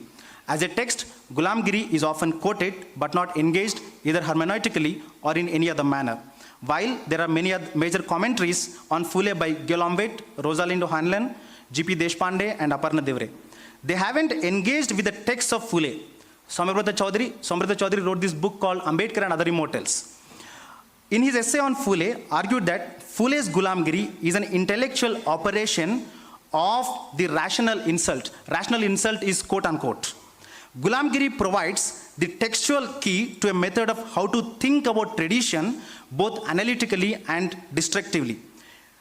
Chaudhary further added that Phule is refusing the hermeneutic or traditional value of text according to the genre, context, lineage and so on. End of Somriddha Chaudhary. For Phule, a text is nothing but its field of effects upon actual and potential addresses. This potential address is again Somriddha Chaudhary's argument. The reality of a text is its modification of real social behaviors and disposition of readers who are real people, and real people are those subjects who experiences text like their blows or caresses. In this essay, Chaudhary doesn't do a biography of Phule. Rather, he engages with Phule's text Gulamgiri and calls it a method of rational insult. Phule uses dialogue as a method which can be read as part of hermeneutic tradition. Chaudhary argues that Phule is refusing the hermeneutic and traditional value of a text. He emphasizes on the effect of the text to the reader. Taking cue from Chaudhary, I aim to understand what is the impact of Gulamgiri to its readers. Did the Shudra and the Shudra get influenced by Gulamgiri? Did the Traivarnikas get a sense of whatever Phule aimed at? Did Traivarnikas understand the dedication of Gulamgiri, which invited the good people of India to help the Shudra and Atishudra against Brahmin thraldom. What does it mean to be a Shudra, Atishudra, and the Traivarnikas to think of Gulamgiri in its 150-year-old, and how do they see themselves with and without the text Gulamgiri? Gulamgiri was written for the social mobilization of the Shudra and Atishudras against caste. Phule also provokes the Shudra and Atishudra that they do not realize the need for their emancipation. Gulamgiri is also an appeal and provocation of the Traivarnikas to think what they are doing with caste. Between the social mobilization and the provocation lies the interplay of Gulamgiri text. The interplay is for democracy to come for the Shudras, Atishudras, and for the Traivarnikas. So, I don't want to read out the meaning and the object of Gulamgiri, but I'll read the life and thought of Gulamgiri. Phule wrote many texts, pavadas, poems, and plays. While Tritiratna focused on education for the Shudra and Atishudra, Shetkari Ashtut was a call for the farmer against the exploitation by the Shedji and the Badji. Sarvadharma focused on all religions to be equal and all religions to treat human beings as equal. In all his texts, Pavadas and plays become the central theme of the caste. In the caste system, Phule is analyzing the nature of the Brahmin, Shedji, Kshatriya, Shudra, and Atishudra. While it is important to note, Phule maps his whole thesis on the nature and condition of all the people in the caste. It is equally important to understand the origin and genesis of the condition of all of them. His text, Gulamgiri, encapsulated the existence and ongoing condition of all in caste. This text directly spoke against the laws of Manu and tried to find out what is the rationale in Manu's Manusmriti that prescribes the caste laws. Phule is himself a Shudra according to Manu's Manusmriti. Gulamgiri text defines the social and political thought of Phule. It becomes a precursory text to understand the Brahmin and the caste. It tries to find if there is a human being in the caste system executed by Brahmanism. Phule tried to reason out with the Brahminical myths, and when he was not able to find reason in their myths, he openly advocated that, quote, to harass someone is not the spirit of brotherhood, unquote. It is tracing a genealogy of Peshwa Brahmins. Before Phule's Gulamgiri, there is no full-length treatise or book against caste. Before Phule, there were dohas, abhangas, and povadas against caste written and sung by Kabir, Ravidas, Nanak, and other poets. One could argue that the Buddhist Jainas, Charvakas, and Ajivakas were initially systematically organized against Brahmanism and caste. All of them have engaged with the caste question along with the existence of the human being and the relation to the physical and the metaphysical world. The triumph of Brahmanism is Ambedkar's phrase, didn't leave any proof of the existence of Buddhist, Jaina, Charvaka, and Ajivakas. In the medieval ages, there was no organized resistance against the caste. Phule is the first in modern India who attempted to write on the laws of Manu that gave caste laws. The dialogues between Jyotiba and Dondiba are analyzing and critiquing the laws of Manu. Manu becomes the first lawgiver in Indian society. Nietzsche and some of the German philosophers identify that Manu is the first lawgiver in the whole universe. The laws of Manu are graded inequality. Again, Ambedkar's term, graded inequality. Gulamgiri is the first full-length reply to Manu, although it was not written technically as a reply to Manu. I consider Gulamgiri to be the first biography of caste. The historical timeline of caste is counted in Gulamgiri. Phule presents to us a historical timeline of Shudra and Atishudras along with that of the others in caste. What is the notion of human being in Manusmriti? Can there be a scope of the human being to exist in Manu's laws? Phule tries to address this in the dialogues of Gulamgiri. Caste has a life, that is, without people practicing caste, there is no life for caste. Phule documents the life of caste in Gulamgiri. Therefore, Gulamgiri becomes the first biographical writing of caste. Phule doesn't invoke his self in Gulamgiri, or Gulamgiri is not an autobiography of caste. Manu's Manusmriti is the autobiography of caste. I really respect the 1970s to the current literature of Dalit literature.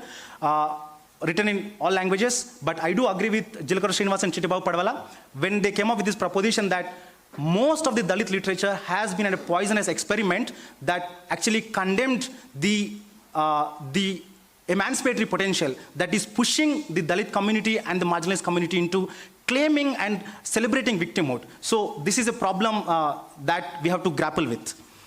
I also argue that Gulamgiri is the preface to Professor P. Lakshmi Narasu's A Study of Caste, which was published in 1922. It is a prologue to Bodhisattva Baba Sahib Dr. B. Ambedkar's Annihilation of Caste, undelivered speech of 1936, and it is a forward to Bahujan Mahanayak Kanshiram's Chamcha Age, published in 1982. This was a response to the 50 years of Pune Pact. Above all, I argue that Gulamgiri is the introduction to caste studies. Now in universities, everybody is fascinated to read and write caste. But what do they read and write about caste is primarily only on Dalits. And their anthropology is limited only to study the tribals. But except some of the Western anthropologists and Suryakant Wagmore and Jan Gonda, lot of the writing is not on Brahmins. I also argue that Gulamgiri's introduction to caste studies and Brahmin studies. The Brahmin, Baniya, Kshatriya, Shudra and Ashudra all have their lives documented in Gulamgiri. The nature of argument in Gulamgiri opens up the debates on the existence and conditions of caste. Why am I taking Gulamgiri in relation to all the above mentioned caste? For Annihilation of Caste, 1936, for Ambedkar to write Annihilation of Caste, Phule's Gulamgiri and Lakshmi Narasu's Study of Caste, including Ambedkar's 1916 essay on caste in India, work as the background. Given the genealogical and sociological analysis of caste in the text of Phule and Lakshmi Narasu, Ambedkar didn't have to present what is caste or repeat the ideas of caste to the Jatpat Todak Mandal. Phule and Narasu work as the vantage point through which Ambedkar can turn to a philosophical analysis and come to a thought-provoking answer to end the caste system. In Gulamgiri, Phule is in search of the human being. In the process, Phule exposes the tutelage of the Brahmin, Badji, and Shetji, that is the Baniya. In caste, the Shudra and Atshudra are under the tutelage of the Brahmin. The tutelage of the Brahmin and Brahmanism has to end is the main motto of Gulamgiri. Gulamgiri is the foregrounding text along with Ambedkar's Annihilation of Caste. This is the written part. Now, what Professor Valerian asked us in the end, how do we understand the term Shudra and Atshudra for a current day?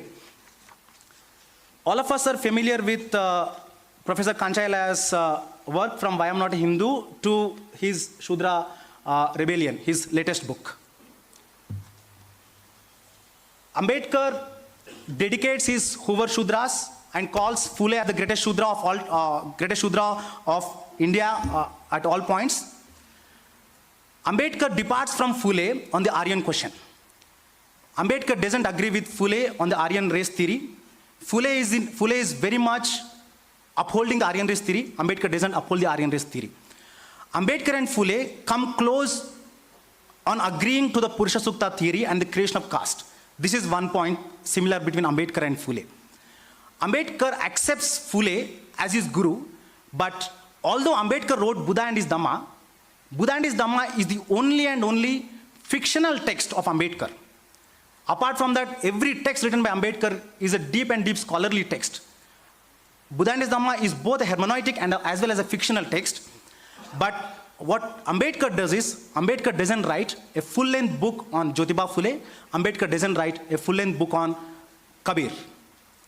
If Ambedkar were to write a full-length book on Phule, how would Ambedkar would have reflected? Would Ambedkar would have reflected the way Ambedkar reflected on Buddha? This is the question that I leave it open. I don't want to come to any conclusion now, because Ambedkar's reading of caste and Phule's reading of caste absolutely differ. They meet on one point, that is the freedom of the human being. That is the only point that they meet. Ambedkar doesn't agree to any of the mythological stories that Phule is arguing. Phule is technically the first sociobiologist in India. When he dissects the body of Brahma, when he says, how does Brahma give birth with all the four various parts? This is basically doing a physiognomy. This is basically doing a sociobiology of the human body. What is the function of a mouth? What is the function of a thigh? what is the function of a feet? Phule is basically questioning the basics biology. So he's technically a sociobiologist in India who was never read in relation to sociobiology. And when Kanchayalaya is writing on Shudras, Kanchayalaya upholds the mythological stories that Phule is arguing. From Why I'm Not a Hindu to now, it is 30 years of Why I'm Not a Hindu.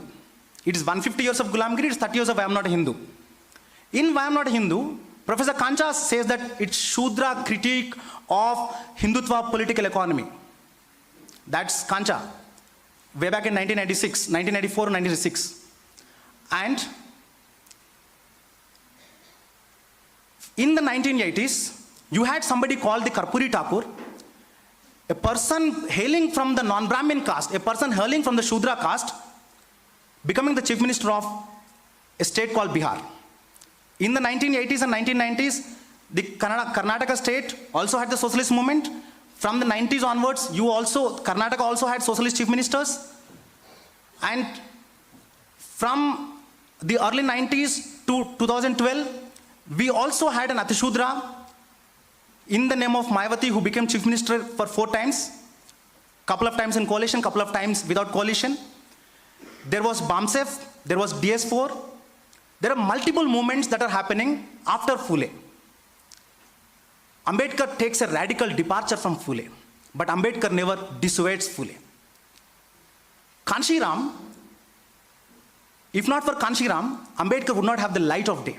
Maybe some university academics would have read and wrote, would have been reading in philosophy or university classrooms, but Ambedkar would not have become major Indian thinker. When Kanshiram is traveling all across India, he is going and collecting all the thinkers. It's Kanshiram who also popularizes Phule. So, how do we live with the thinker? How do we live with the text? Not every text can stand independently. Most of the texts of Ambedkar will stand independently, and all the text of Jyotiba Phule will stand independently. And Gulamgiri is the recurring theme of all the texts of Phule. And in Ambedkar, Annihilation of Caste and State and Minorities and other books are the recurring theme. But why is it that the Shudra and Atishudra are diagonally opposite? Why is it that the Shudra and Atishudra have antagonistic contradiction? Caste is not static. Caste changes every other time. Caste is permanent in India. But the Shudra of 1870 is not the Shudra of the 1970. The Shudra of the 1870 was very close to the untouchable. But the Shudra in the 1980s became chief ministers in the state of Tamil Nadu, in the state of Bihar, in the state of Andhra Pradesh. For example, if we take Kamma caste, Dalal Benbabal has done her PhD. I'm not speaking anything from my own. I'm speaking from research, which is all available on internet, on LibGen and everywhere. How do you see, let's say, caste like Reddy and Kamma? This is a Shudra caste. This was a Shudra caste. Do they claim to be Shudra now? Those of you who are in Bangalore, those of you who are in southern part, know the answer. From a village in Karnataka, from a village in, let's say, Andhra Pradesh, Telangana, to Dallas, New York, how is a Kamma and Reddy operating? They don't see themselves as part of the non-Brahmin tradition. They have become part of the Trivarnika Brahminical tradition. And how is the anti-caste movement's response to it? Most of the 1970, 1980, 1990 anti-caste movement of DSS, Dalit Mahasabha, MRPS, and most of the southern Indian, and including the Maharashtra Dalit Panthers, it's a response to the Shudra violence. This is the point that Professor Kancha is unable to get in his book Shudra's Vision for a New India and in his new book Shudra. There is one good chapter in his new book on Shudra, that is Shudras are in Hindutva are living without a soul. This is a crux. If there is something, a continuity between Phule's reading of Shudra to Kanchayala's reading of Shudra, it is this, that Shudras in Hindutva are technically living without life. This is a takeaway point. This is the resonance between Phule and Kanchaileya. But the other part is, there is a Shudra rebellion in the current times. It is philosophically invalid, it is politically unviable, and it is technically not in reality. We are unable to see it in the realistic world. So, when Phule wrote the introduction in his dedication, he says, dedicated to the good people of the United States as a token of admiration for their sublime, disinterested and self-sacrificing devotion in the cause of Negro slavery, and with an earnest desire that my countrymen may take their noble example as their guide in the emancipation of the Shudra brethren from the trammels of Brahmin thraldom. Who is this countryman that Phule is talking? For Phule, the Shudra and Ashudra are in caste. Whose responsibility is it to read caste? Whose responsibility is it to work against caste? Of course, Phule's Satyashodhak Samaj is working against caste. Phule's Satyashodhak Samaj is technically responding to Arya Samaj, and it's also technically responding to Prarthana Samaj. But did the likes of Ranade, all the contemporaries of Phule from 1850 to early 1900, how did they understand Phule? When Phule was alive, 1885, you see something called Indian National Congress being formed. And you see the arrival of M.K. Gandhi in early 1900s. M.K. Gandhi writes Hind Swaraj, and in his pages on Young India, M.K. Gandhi comes up with a proposition called Ram Rajya. In my reading of Indian political thought, M.K. Gandhi is responding to Phule's Bali Raja. This is M.K. Gandhi both in Hind Swaraj and in his writings in Young India and Harijan. Second, in 1922 and 1923, we have somebody called V.D. Savarkar writing a book called Hindutva, or Who is a Hindu, first written with the name a Maratha, second with his own name. There also he says that it is in Ram Rajya that there is unification.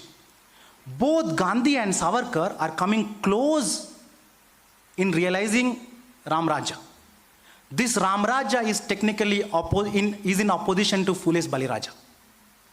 So Phule is majorly critiqued and countered in the name of Ram Rajya by both M.K. Gandhi and V.D. Savarkar.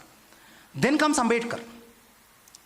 From 1936 to 1956, he is doing a deep constellation, he's doing a deep thinking of 20 years. In the 20 years, he is studying all religions, and he comes to a conclusion that 1935 Yola Conference says, I'm born as Hindu, I will not die as a Hindu.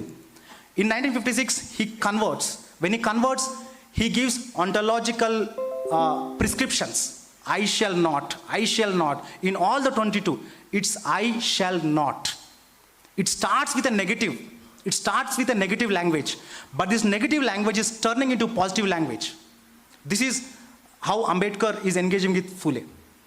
And both the socialist movement and the anti-caste movement have engaged with Phule, but when somebody like the former US President Barack Obama is visiting in India, the likes of former Uttar Pradesh Chief Minister Sri Akhilesh Yadav is gifting Phule's Gulamgiri to Barack Obama.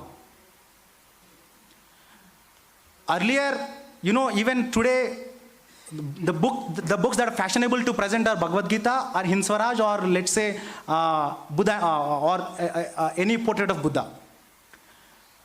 When Obama visits, why is it that the Indian politicians turn to Phule's Gulamgiri? Because half of Gulamgiri is written in English. Half of Gulamgiri is written in English, and half of Gulamgiri is written in Marathi. I always tell my friend VL Narsimurthy and others that you guys have too much in Kannada, why don't you please write in English? I always complain. The only text that is available on Kannada Dalit movement is by D.R. Nagaraj, in which I really think that D.R. also conflates Ambedkar with that argument of self-respect and self-purification. That self-purification is not what Ambedkar was really looking forward to. He was looking for Manuski. So therefore I always ask my friends to write in English. So the reason why Indian politicians chose to give Gulamgiri to Barack Obama is, there is an element of racial question in this. Phule, now there is a racial reading of caste. Ambedkar completely negates the racial reading of caste. Ambedkar doesn't agree with the racial reading of caste. The reason why all of them give is just to say that there are people in India from the non-Brahminical classes who are on par with the blacks. This is one point. The likes of Karpuri Thakur, Kanshiram, and some, including Periyar, and they have engaged with Phule. But modern day politicians and modern day political thought has really not invested in understanding Phule. Now there is a great deal of academic writing happening on Ambedkar, which is a welcoming thing. But the point is, one should not read Ambedkar directly. One should read Ambedkar in relation to Buddha, one should read Ambedkar in relation to Phule. This is the first proposition that I would like to make. One has to understand the tradition that is existing before Ambedkar. And one also has to understand the tradition that is existing after Ambedkar. The tradition that is existing after Ambedkar is, of course, the Dalit movement that most of you have seen. For example, Shiv Sundar Das sir is there, and so many senior activists are here. They have really seen this. Now, when there is violence between the Shudra and Atshudra, whose language do we pick up? Do we pick up the language of Ambedkar? Do we pick up the language of Phule? If we pick up the language of Ambedkar, the Shudras are not going to listen. So it is the language of Phule that comes rescue to us. But Phule's language is too harsh. It's way too harsh. One cannot digest it. If I made an attempt to read in Marathi because it's Devanagari script, again, Telangana and Maharashtra close by, I could easily understand. When Phule mentions the word Gulam, Gulam is technically an Islamic term. Gulam is technically you are either a slave to somebody or you are doing service to somebody, or you are in paradise. According to the Islamic terminology, you are in paradise. The Gulams in India are not in any paradise. They are in absolute bondage. For example, in Telangana we had something called Vetti Chakri. Professor Inkonda Tirumali wrote against Dora, against Nizam. He documented how the Vetti system existed. So, if we use Phule's language to the Shudras, will the Shudra be able to take Phule as their own? I don't see the current day Shudra. I don't see the transition to Shudra. The Shudra who transformed himself from the Shudra to a chief minister, let's say the Kamma and Reddy caste. They are not in a condition to accept Phule as their own. So this is a problem that we have to grapple with. And if not for the Dalit movement, can Phule exist? This is an open-ended question. It's a very basic open-ended question. And I also don't agree with appropriation of mythology, the embracing of mythology. For example, if Phule is embracing mythology, Phule is not going to Columbia. Phule is stuck in Pune. Phule never went to school. Phule learned English. He learned the Scottish English. He read Thomas Paine.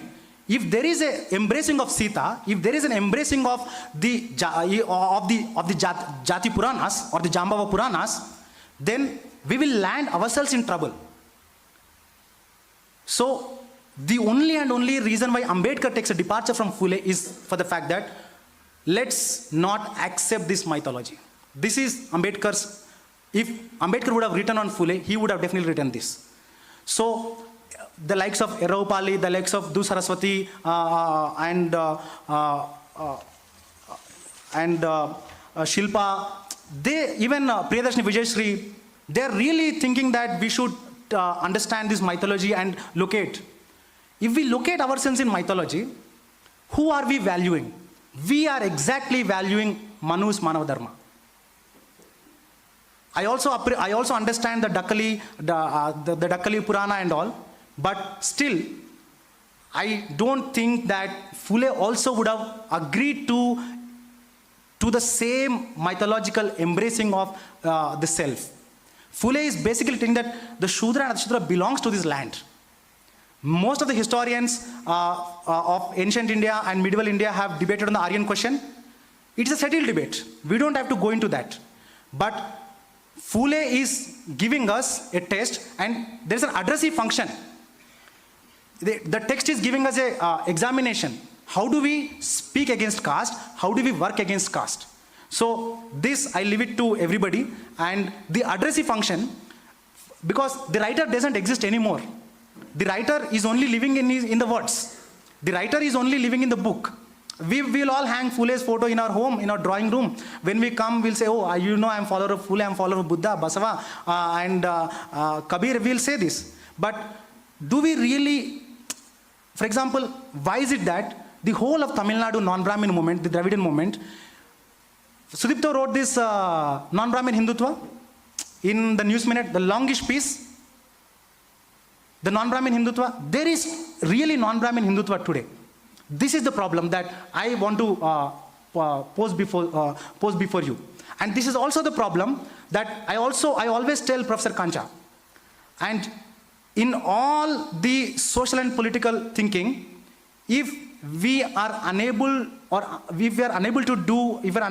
undo Hindutva, then Shudra is a caste term. But Shudra is also going to become Hindutva term. Can we rescue the term Shudra from Hindutva? This is a puzzle before us. With these few words, I thank everybody for hearing. Thank you so much.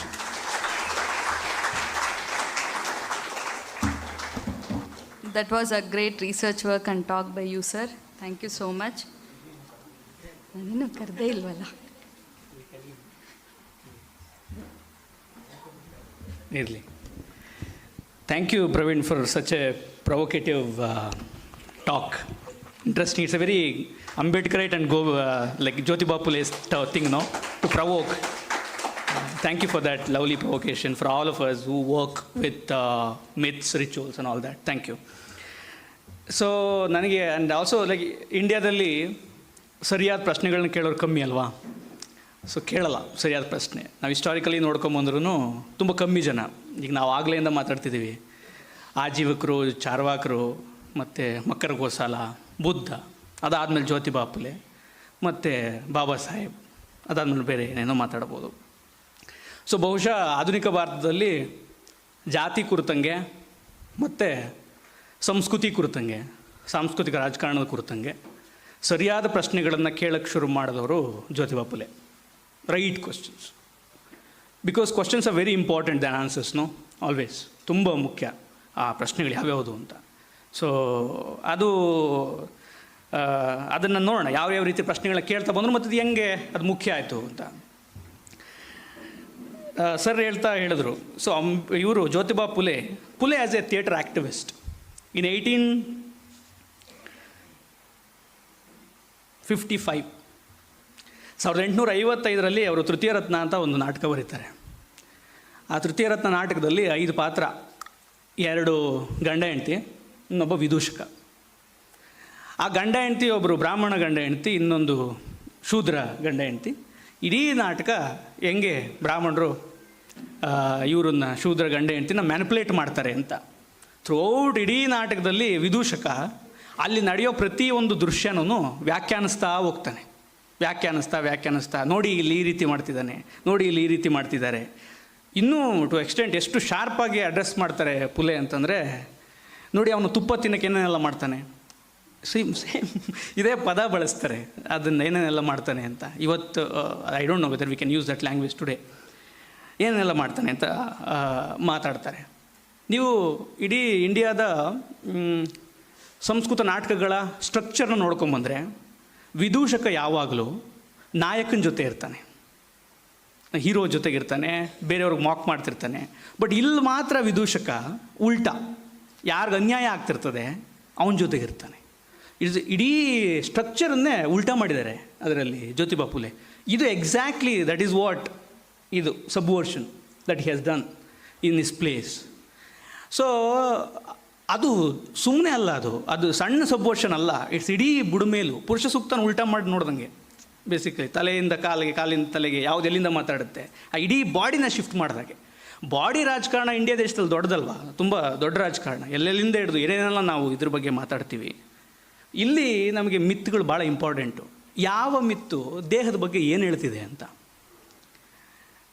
ಎಲ್ಲಿಂದ ಬೇಕಾದರೂ ಹುಟ್ಟಬಹುದು ಅಂತ ಒಂದು ಮಿತ್ತು ಹೇಳಿದ್ರೆ, ಬರೀ ತಲೆಯಿಂದನೇ ಹುಟ್ಟಬೇಕು, ಕಾಲಿಂದನೇ ಹೇಳಬೇಕು ಅಂತಂದರೆ ಅದು ನಿಜವಾಗ್ಲೂ ಕೌಂಟ್ರ್ ಮಾಡ್ತಿದೆ. ನಾವು ಇದನ್ನು ಪೂರ್ತಿ ಮಿತ್ಗಳನ್ನೇ ನಾನು ಡಿಸ್ಮಿಸ್ ಮಾಡ್ತೀನಿ ಅಂತ ಹೋಗೋದು I don't think will arrive at anything in a way. And also ಈಗ ಇವರು ಜ್ಯೋತಿಬಾ ಫುಲೆ ಅವರ ಶಾಲೆ ಶುರು ಮಾಡಿದಾಗ ಅವ್ರಿಗೆ 21 ವರ್ಷ, ಅದಾದಮೇಲೆ ನಾಟಕ ಬರೆದಾಗ 28 ವರ್ಷ. ಈ ಪುಸ್ತಕ ಬರೆದಿರೋದು ಅವರ ಶಾಲೆ ಶುರು ಮಾಡಿ 25 ವರ್ಷದ ನಂತರ. ಸೊ ಅವ್ರ ಸ್ಕೂಲಲ್ಲಿ ಓದ್ತಿರುವ ಒಂದು ಮಗುವಿಗೆ ಆಗ 30 ವರ್ಷ, ಆಗ ಒಂದು 30 ವರ್ಷ ಆಗಿದೆ. ಸೊ ಯಾವ ಟೈಮ್ನಲ್ಲಿ ಒಂದು ಮಗು ಅಥವಾ ಆ ಸ್ಟೂಡೆಂಟು ಏನನ್ನು ಓದಬೇಕು ಅಂತ ಡಿಸೈಡ್ ಮಾಡ್ತಿರೋ ಒಬ್ಬ ಪೆಡಗಾಗ್ ಆಗಿ ಜ್ಯೋತಿಬಾ ಫುಲೆ ಅದು ಅಷ್ಟು ವರ್ಷದ ಇದನ್ನು ಮಾಡಿರೋದು ನಾವು ಗಮನಿಸ್ಬೋದು. ಒಂದು ಜರ್ನಿ ಆ ಸ್ಟೂಡೆಂಟ್ ಜೊತೆಗೆ. ಸ್ಟೂಡೆಂಟ್ಸ್ ಅನ್ನೋದು it's not just a classroom, as a society ಮತ್ತು ಅವ್ರು ಇಡೋ ಕಮ್ಯುನಿಟಿ. ಹಂಗಿದ್ರೆ ನಾವು it's important to ask right ಕ್ವಶನ್ಸ್ನು. ನಾನು ಹೇಳಿದೆ ಸರಿಯಾದ ಪ್ರಶ್ನೆ ಕೇಳಬೇಕು ಅಂತ. Nobody spoke about Savitribai Phule. Where is the presence of Savitribai Phule in all these times then? So ಇಡೀ ಬೇಕಾದ ಪೆಡಗಾಜಿನ ಇವರೊಂದು ಪ್ಲೇಸ್ ಮಾಡ್ತಿದ್ದ ಹೊತ್ತಿನಲ್ಲಿ ಜ್ಯೋತಿಬಾ ಫುಲೆ ಕ್ಲಾಸ್ ರೂಮ್ ಅನ್ನುವ ಒಂದು ಸಣ್ಣ ಯೂನಿಟನ್ನು ರನ್ ಮಾಡೋದು ಭಾಳ ಮುಖ್ಯ. ಪೆಡಗಾಜಿ ಅನ್ನೋದು ಎಕ್ಸಿಕ್ಯೂಟ್ ಆಗಬೇಕಾದ್ರೆ she was running the classroom. That is an important point that we are always missing. So it's very important to look at it that way. And also so ನನಗೆ and also ಯಾಕೆ ಇದನ್ನೆಲ್ಲ ಮಾತಾಡ್ತೀನಿ ನಾನು ಅಂತಂದರೆ, ಫುಲೆಗೆ ಅವ್ರ ಇಡೀ ವರ್ಕಲ್ಲಿ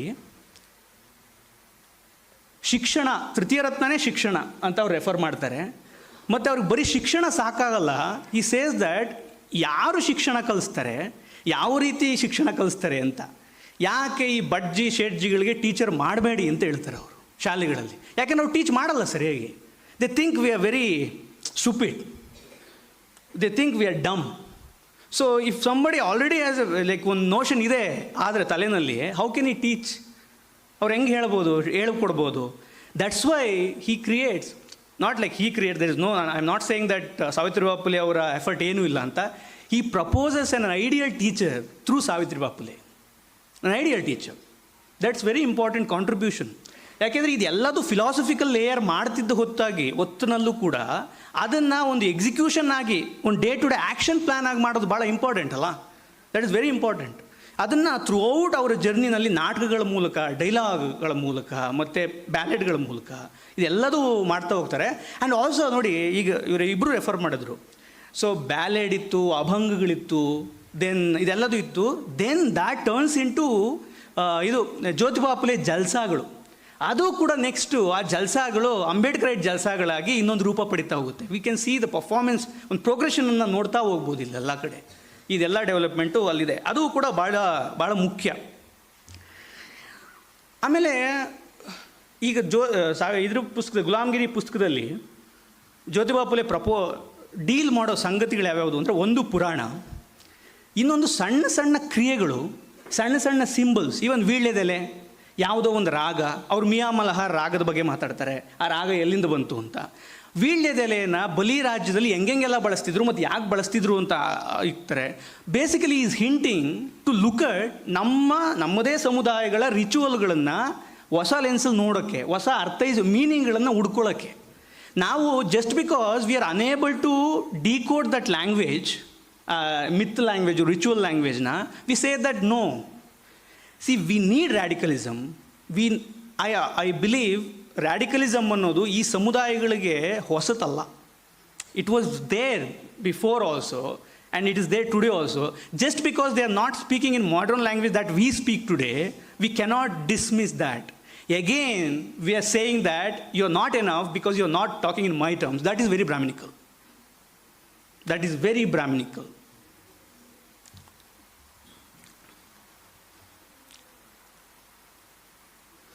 so ನಿಮ್ಗೆ ಆಮೇಲೆ ಈಗ ವೆನ್ ಐ ರೆಡ್ ತೃತೀಯ ರತ್ನ ನಾನು ಓದಿದಾಗ, ಮತ್ತು ಇದು ಯಾವುದೋ ಸ್ಲೇವರಿ ಓದಿದಾಗ, ನಾವು ಈ ಜನ್ರೇಷನ್ನವ್ರು ಓದಿದ್ರೆ ಎಷ್ಟು ನಗು ಬರುತ್ತೆ ಅಂತಂದರೆ, ಯು ಲಾಫ್ ಲೈಕ್ ಎನಿಥಿಂಗ್. ಸಣ್ಣ ಸಣ್ಣ ಕಮೆಂಟು ಫುಲೆ ಮಾಡೋದು, it is so engaging. Because ಅವರು ಕೇಳುವ ಸರಿಯಾದ ಪ್ರಶ್ನೆಗಳು ನಮಗೆ ಯಾಕೆ ಅದು ಮುಖ್ಯ, ಅವ್ರು ಕೇಳುವ ಸರಿಯಾದ ಪ್ರಶ್ನೆಗಳು ಮತ್ತು ನಾವೇ ಹುಡುಕೊಳ್ಳುವ ಸರಿಯಾದ ಪ್ರಶ್ನೆಗಳು ಯಾಕೆ ಮುಖ್ಯ ಅಂತ ನಾನು ಹೇಳ್ತೀನಿ ಅಂತಂದರೆ, ಇವತ್ತು everything has A scientific justification. ಸಣ್ಣ ಸಣ್ಣ ಇದಕ್ಕೂ ನಾನು ತಾಲಿ ಹಾಕತ್ತೀನಿ, ಸೈಂಟಿಫಿಕ್ ಜಸ್ಟಿಫಿಕೇಷನ್ ಇದೆ. ಇನ್ಯಾವ್ದು ಹಾಕತ್ತೀನಿ, ಇಲ್ಲಿ ಇದೇ ಹಾಕತ್ತೀನಿ, ಮೂಗ್ನತಿ ಯಾಕೆ ಇಟ್ಕೊತೀನಿ, ಉಡ್ದಾರ ಯಾಕೆ ಕಟ್ಕೊತೀನಿ, ಎಲ್ಲದಕ್ಕೂ ಸೈಂಟಿಫಿಕ್ ಜಸ್ಟಿಫಿಕೇಷನ್ ಇದೆ.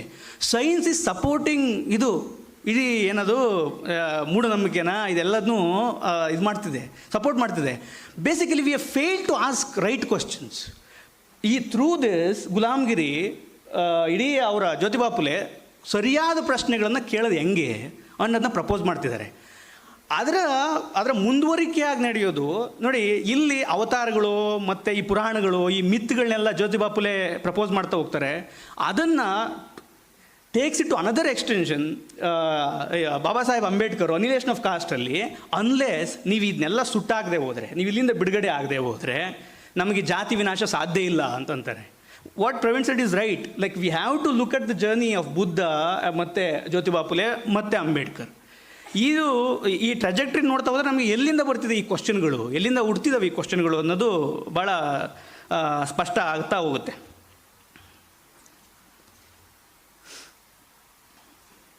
ಮತ್ತು ಇನ್ನೊಂದು ಮೇಜರಾಗಿ ಮಾತಾಡ್ತಿದ್ದೀವಿ ನಾವಿವತ್ತು ರಿಸೋರ್ಸ್ಗಳ ರೆಪ್ರೆಸೆಂಟೇಷನ್ನ ಎಲ್ಲ.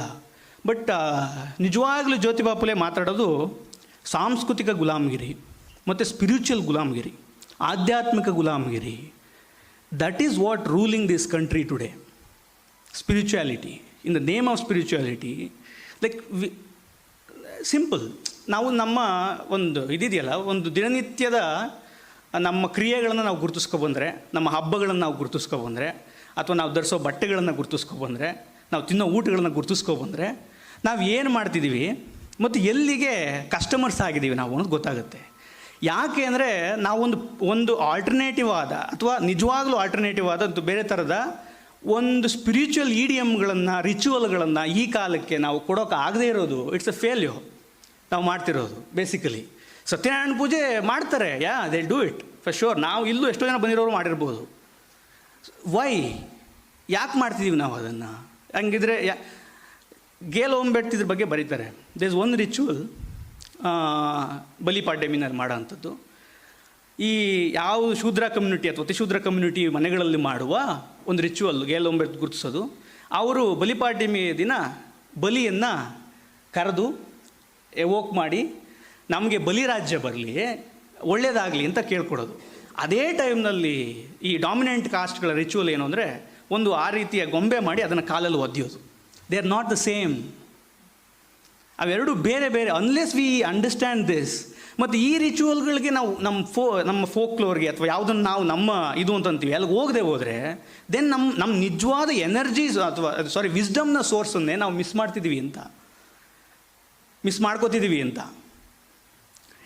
ಈ ರೀತಿಯ ಬೇರೆ ಬೇರೆ ಮುಖ್ಯವಾದ ಪ್ರಶ್ನೆಗಳನ್ನು ಎತ್ತೋಕೆ ಒಂದು ವಿಶೇಷವಾದ ಪ್ರವೋಕೇಷನ್ಗಳನ್ನು ಮತ್ತು ಇನ್ಸೈಟ್ಗಳನ್ನು ಗುಲಾಮ್ಗಿರಿ ಕೃತಿ ಕೊಡುತ್ತೆ.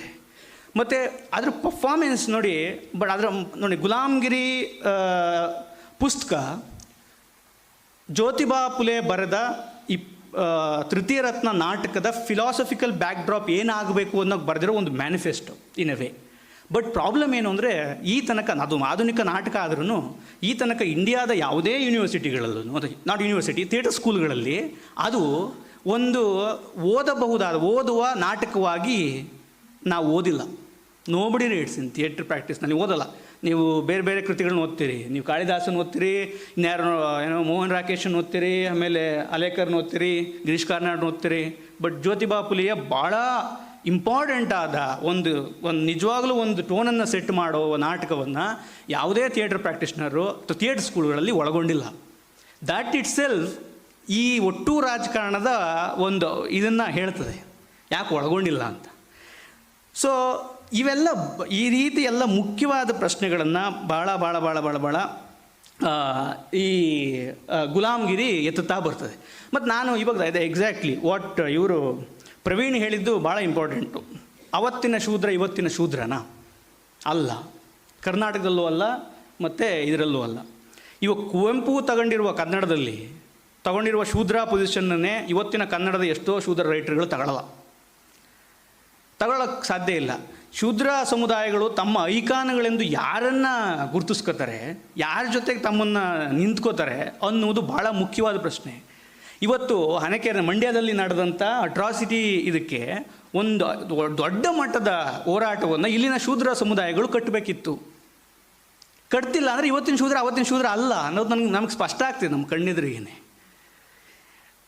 ನೋಡಿ, ಕುವೆಂಪು ಹೇಳುವ ನಿರಂಕುಶಮತಿ ಮತ್ತು ಗುಲಾಮಗಿರಿನಲ್ಲಿ ಇವರು ಹೇಳುವ ಎಮ್ಯಾನ್ಸಿಪೇಷನ್ನು ಅಥವಾ ಆಧ್ಯಾತ್ಮಿಕ ಗುಲಾಮಗಿರಿಯಿಂದ ಹೊರಗೆ ಬರೋದು ಒಂದು ಸಣ್ಣ ಸಣ್ಣ ನಮಗೆ ಲಿಂಕ್ಗಳಿದ್ದರೂ ಕೂಡ ನಾವಿಬ್ಬರೂ ಇವರನ್ನು ಎತ್ಕೊಳ್ಳದೆ ನಮ್ಮ ಐಕಾನ್ಗಳನ್ನು ಮತ್ತೆ ನಾವು ಮೇಲಿಂದ ಪಡ್ಕೋತಾ ಇದ್ದರೆ, ನಾವು ಯಾವಾಗಲೂ ರಾಮರಾಜ್ಯ ಕಟ್ಟೋದ ಕಡೆಗೆ ನಮ್ಮ ಜರ್ನಿ ಮಾಡ್ತಾಯಿದ್ರೆ, is there an alternative where ಒಂದು ಮಲೆ ಮಾದಪ್ಪ ರಾಜ್ಯ, ಒಂದು ಮಂಟೆಸ್ವಾಮಿ ರಾಜ್ಯ, ಈ ರೀತಿ ಕಟ್ಟುವ ಒಂದು I am not saying physically, metaphorically as an ideal ಇದು ಕೊಡ್ತೀವಲ್ಲ ನಾವು ಯಾವಾಗಲೂ, ಕಲ್ಯಾಣ ಒಂದು ಐಡಿಯಲ್, ಆ ರೀತಿ ಒಂದು ಇದನ್ನು ನಮ್ಮ ಕಡೆ ನಮಗೆ ಕಲ್ಚರಲ್ಲಿ ಕೊಡೋಕ್ಕೆ ಸಾಧ್ಯನಾ ಒಂದು ಇಮ್ಯಾಜಿನೇಷನನ್ನು? ಅದಕ್ಕೆ ಈ ಕೃತಿ ಭಾಳ ಹಿಂಟ್ ಮಾಡುತ್ತೆ. ನಿಜವಾಗಲೂ ಶೂದ್ರ ಸಮುದಾಯಗಳು, ಶೂದ್ರ ಲೇಖಕರು ಮತ್ತು ಥಿಂಕರ್ಸು ಯಾವ ಕಡೆಗೆ ಹರಿಬೇಕು ಅನ್ನೋದನ್ನು ಭಾಳ ಒಳ್ಳೆಯ ಎಕ್ಸಾಂಪಲನ್ನು ಜ್ಯೋತಿಬಾ ಫುಲೆ ಸೆಟ್ ಮಾಡಿದ್ದಾರೆ. Maybe it's not like it's very relevant because he provokes you to think all this, not just as answers for all these things ಅಂತ. ನೋ, ಆನ್ಸರ್ಸ್ ಇಲ್ಲ. ದಟ್ಸ್ ವೈ ಅಂಬೇಡ್ಕರ್ ಕೂಡ ಅಲ್ಲಿಗೆ ತೀರಾ ನೇರ ಏನು ತಗೊಳ್ಳೋದಲ್ಲ, ಅದನ್ನು ಚೇಂಜ್ ಮಾಡ್ತಾರೆ, ಇದು ಮಾಡ್ತಾರೆ, ಅದೆಲ್ಲದೂ ಇದೆ. ಸೊ ಒಂದು ಇಡೀ ಶೂದ್ರ ರಾಜಕಾರಣಕ್ಕೆ, ಶೂದ್ರ ಸಾಂಸ್ಕೃತಿಕ ರಾಜಕಾರಣಕ್ಕೆ ಒಂದು ಹೊಸ ರೀತಿ ಕಣ್ಣೋಟ ಜ್ಯೋತಿಬಾ ಫುಲೆನಲ್ಲಿ ಸಾಧ್ಯ ಇದೆ. We have to go back and reflect. ಯಾಕೆ ನಾವು ಹೊಸ ಇನ್ನೊಂದಷ್ಟು ದಾಷ್ಟೇ ನಮ್ಮ ಸಮುದಾಯಗಳಲ್ಲಿ ರೂಪುಗೊಳ್ತಿದೆ ಅಂತ ಅದೇ ಸಮುದಾಯಗಳಲ್ಲೂ ತಾನು ಕ್ವಶನ್ ಮಾಡ್ಕೊಳ್ಳೋಕ್ಕೆ ಶುರು ಮಾಡಿದ್ರೆ, ಬಹುಶಃ ಗುಲಾಮಗಿರಿಯಿಂದ, ಸಾಂಸ್ಕೃತಿಕ ಗುಲಾಮಗಿರಿಯಿಂದ, ನಮ್ಮ ಆಧ್ಯಾತ್ಮಿಕ ಗುಲಾಮಗಿರಿಯಿಂದ ಹೊರಬರುವ ಹೊಸ ಏನೋ ದಾರಿಗಳು ಅಥವಾ ಬೇರೆ ಬೇರೆ ಇದು ನಮಗೆ ಹೊಳಿಬೋದು ಅಂತ ಅನಿಸುತ್ತೆ. Thank you.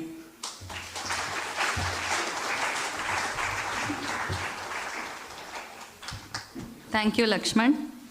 ಸಾಕಷ್ಟು ವಿಚಾರಗಳು ಮತ್ತು ಪ್ರಶ್ನೆಗಳು ನಮ್ಮಲ್ಲಿದೆ. ಈಗ ಸಂವಾದ 3 ಅಥವಾ 4 ಪ್ರಶ್ನೆ ಕೇಳ್ಬೋದು.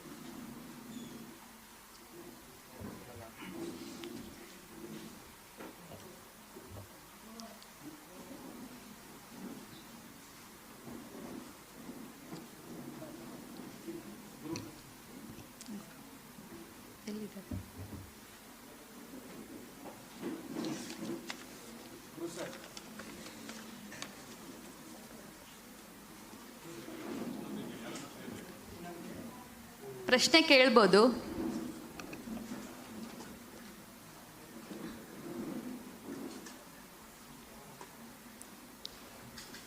ಪ್ರಶ್ನೆ ಇಲ್ಲ ಅಂದರೆ ಕೊನೆ ಕಾರ್ಯಕ್ರಮಕ್ಕೆ ಹೋಗ್ಬೋದು.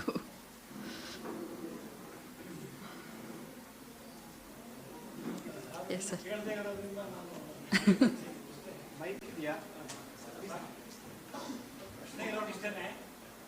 ಎಲ್ಲನೂ ಕೂಡ ಇನ್ನೂ ಕೂಡ ಮಿತ್ರಗಳಲ್ಲಿ ಮುಳುಗಿರೋವಾಗ ನಾವು ಮಿತ್ರಗಳು ಅವ್ರಿಗೆ ಇರಲಿ, ನಾವು ಮಿತ್ರಗಳನ್ನ ಮುಟ್ಟಲ್ಲ ಅಂತಂದ್ರೆ ಆಗ ನಾವು ಅವ್ರನ್ನ ಮುಟ್ಟೋದೇ ಇಲ್ಲ ಅಷ್ಟೇ. ಅದು ಬಹಳ ಪ್ರಮುಖವಾದ ವಿಷಯ.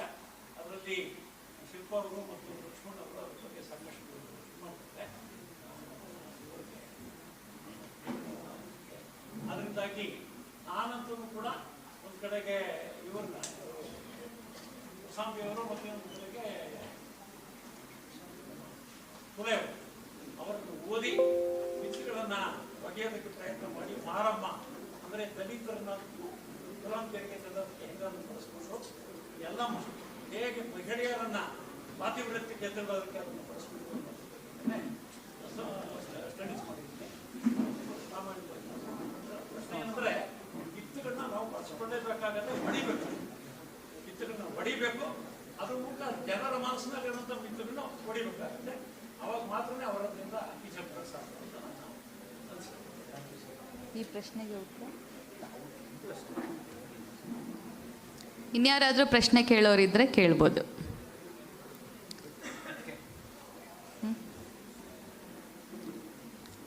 ಅವರೊಬ್ಬರು ಬರ್ತಾರೆ. ಈಗ ವಂದನಾರ್ಪಣೆ.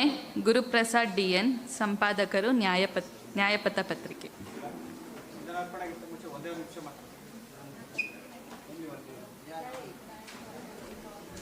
So, when I joined my MPhil program, I wanted to do an MPhil on humiliation, abjection, and alienation.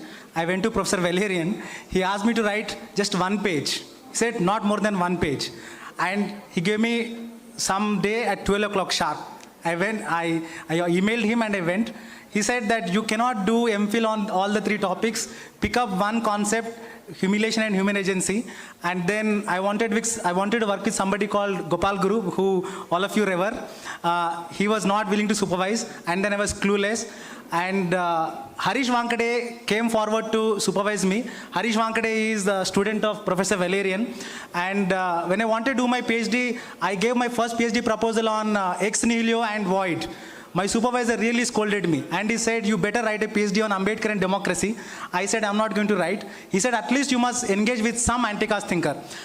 So in universities and in the public domain, one has to produce academics and thinkers. So Professor Valerian is one among those very few rare professors in India who actually produce students in reading and writing. And I'm so grateful and thankful to Professor Valerian, both in guiding my during my MPhil days, and for my own supervisor Harish, who was trained with Professor Valerian. My supervisor always tells that he would always give me example of Valerian would correct with 3 pens, and he would, grammar, content, and analysis, everything. And my supervisor very strict, and the training that my supervisor got from Professor Valerian, he tried to implement it on me. So therefore I was able to make some sense on Indian political thought and Gulamgiri. Thank you, Professor Valerian.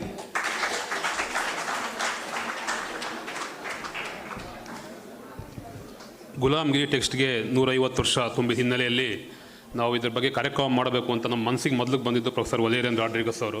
ಅವ್ರನ್ನ ಕೇಳಿಕೊಂಡಾಗ ಅವರು ಇತ್ತೀಚೆಗೆ ಬರೆದಿರೋ Ambedkar's political philosophy ಪುಸ್ತಕದ ಬಿಡುಗಡೆಗೆ ಬರ್ತಾ ಇದ್ದೀನಿ. ಆ ಟೈಮಲ್ಲಿ ಈ ಕಾರ್ಯಕ್ರಮ ಹಮ್ಮಿಕೊಳ್ಳಿ ಅಂತ ಹೇಳಿದಾಗ ನಾವು ಈ ಡೇಟ್ನ ಫಿಕ್ಸ್ ಮಾಡ್ದೋ. ನಮ್ಮ ಕರೆಗೆ ಹೋಗೊಟ್ಟು ಬಂದು subversion and freedom reading of Jyotiba Phule's Gulamgiri ಎಂಬ ಉಪನ್ಯಾಸ ಕೊಟ್ಟ ಪ್ರೊಫೆಸರ್ ವಲೇರಿಯನ್ ರಾಡ್ರಿಗಸ್ ಅವರಿಗೆ ನವಯನ ಟ್ರಸ್ಟ್ ಪರವಾಗಿ ಮತ್ತು ನಮ್ಮೆಲ್ಲರ ಪರವಾಗಿ ನಿಮ್ಮೆಲ್ಲರ ಪರವಾಗಿ ಧನ್ಯವಾದಗಳು.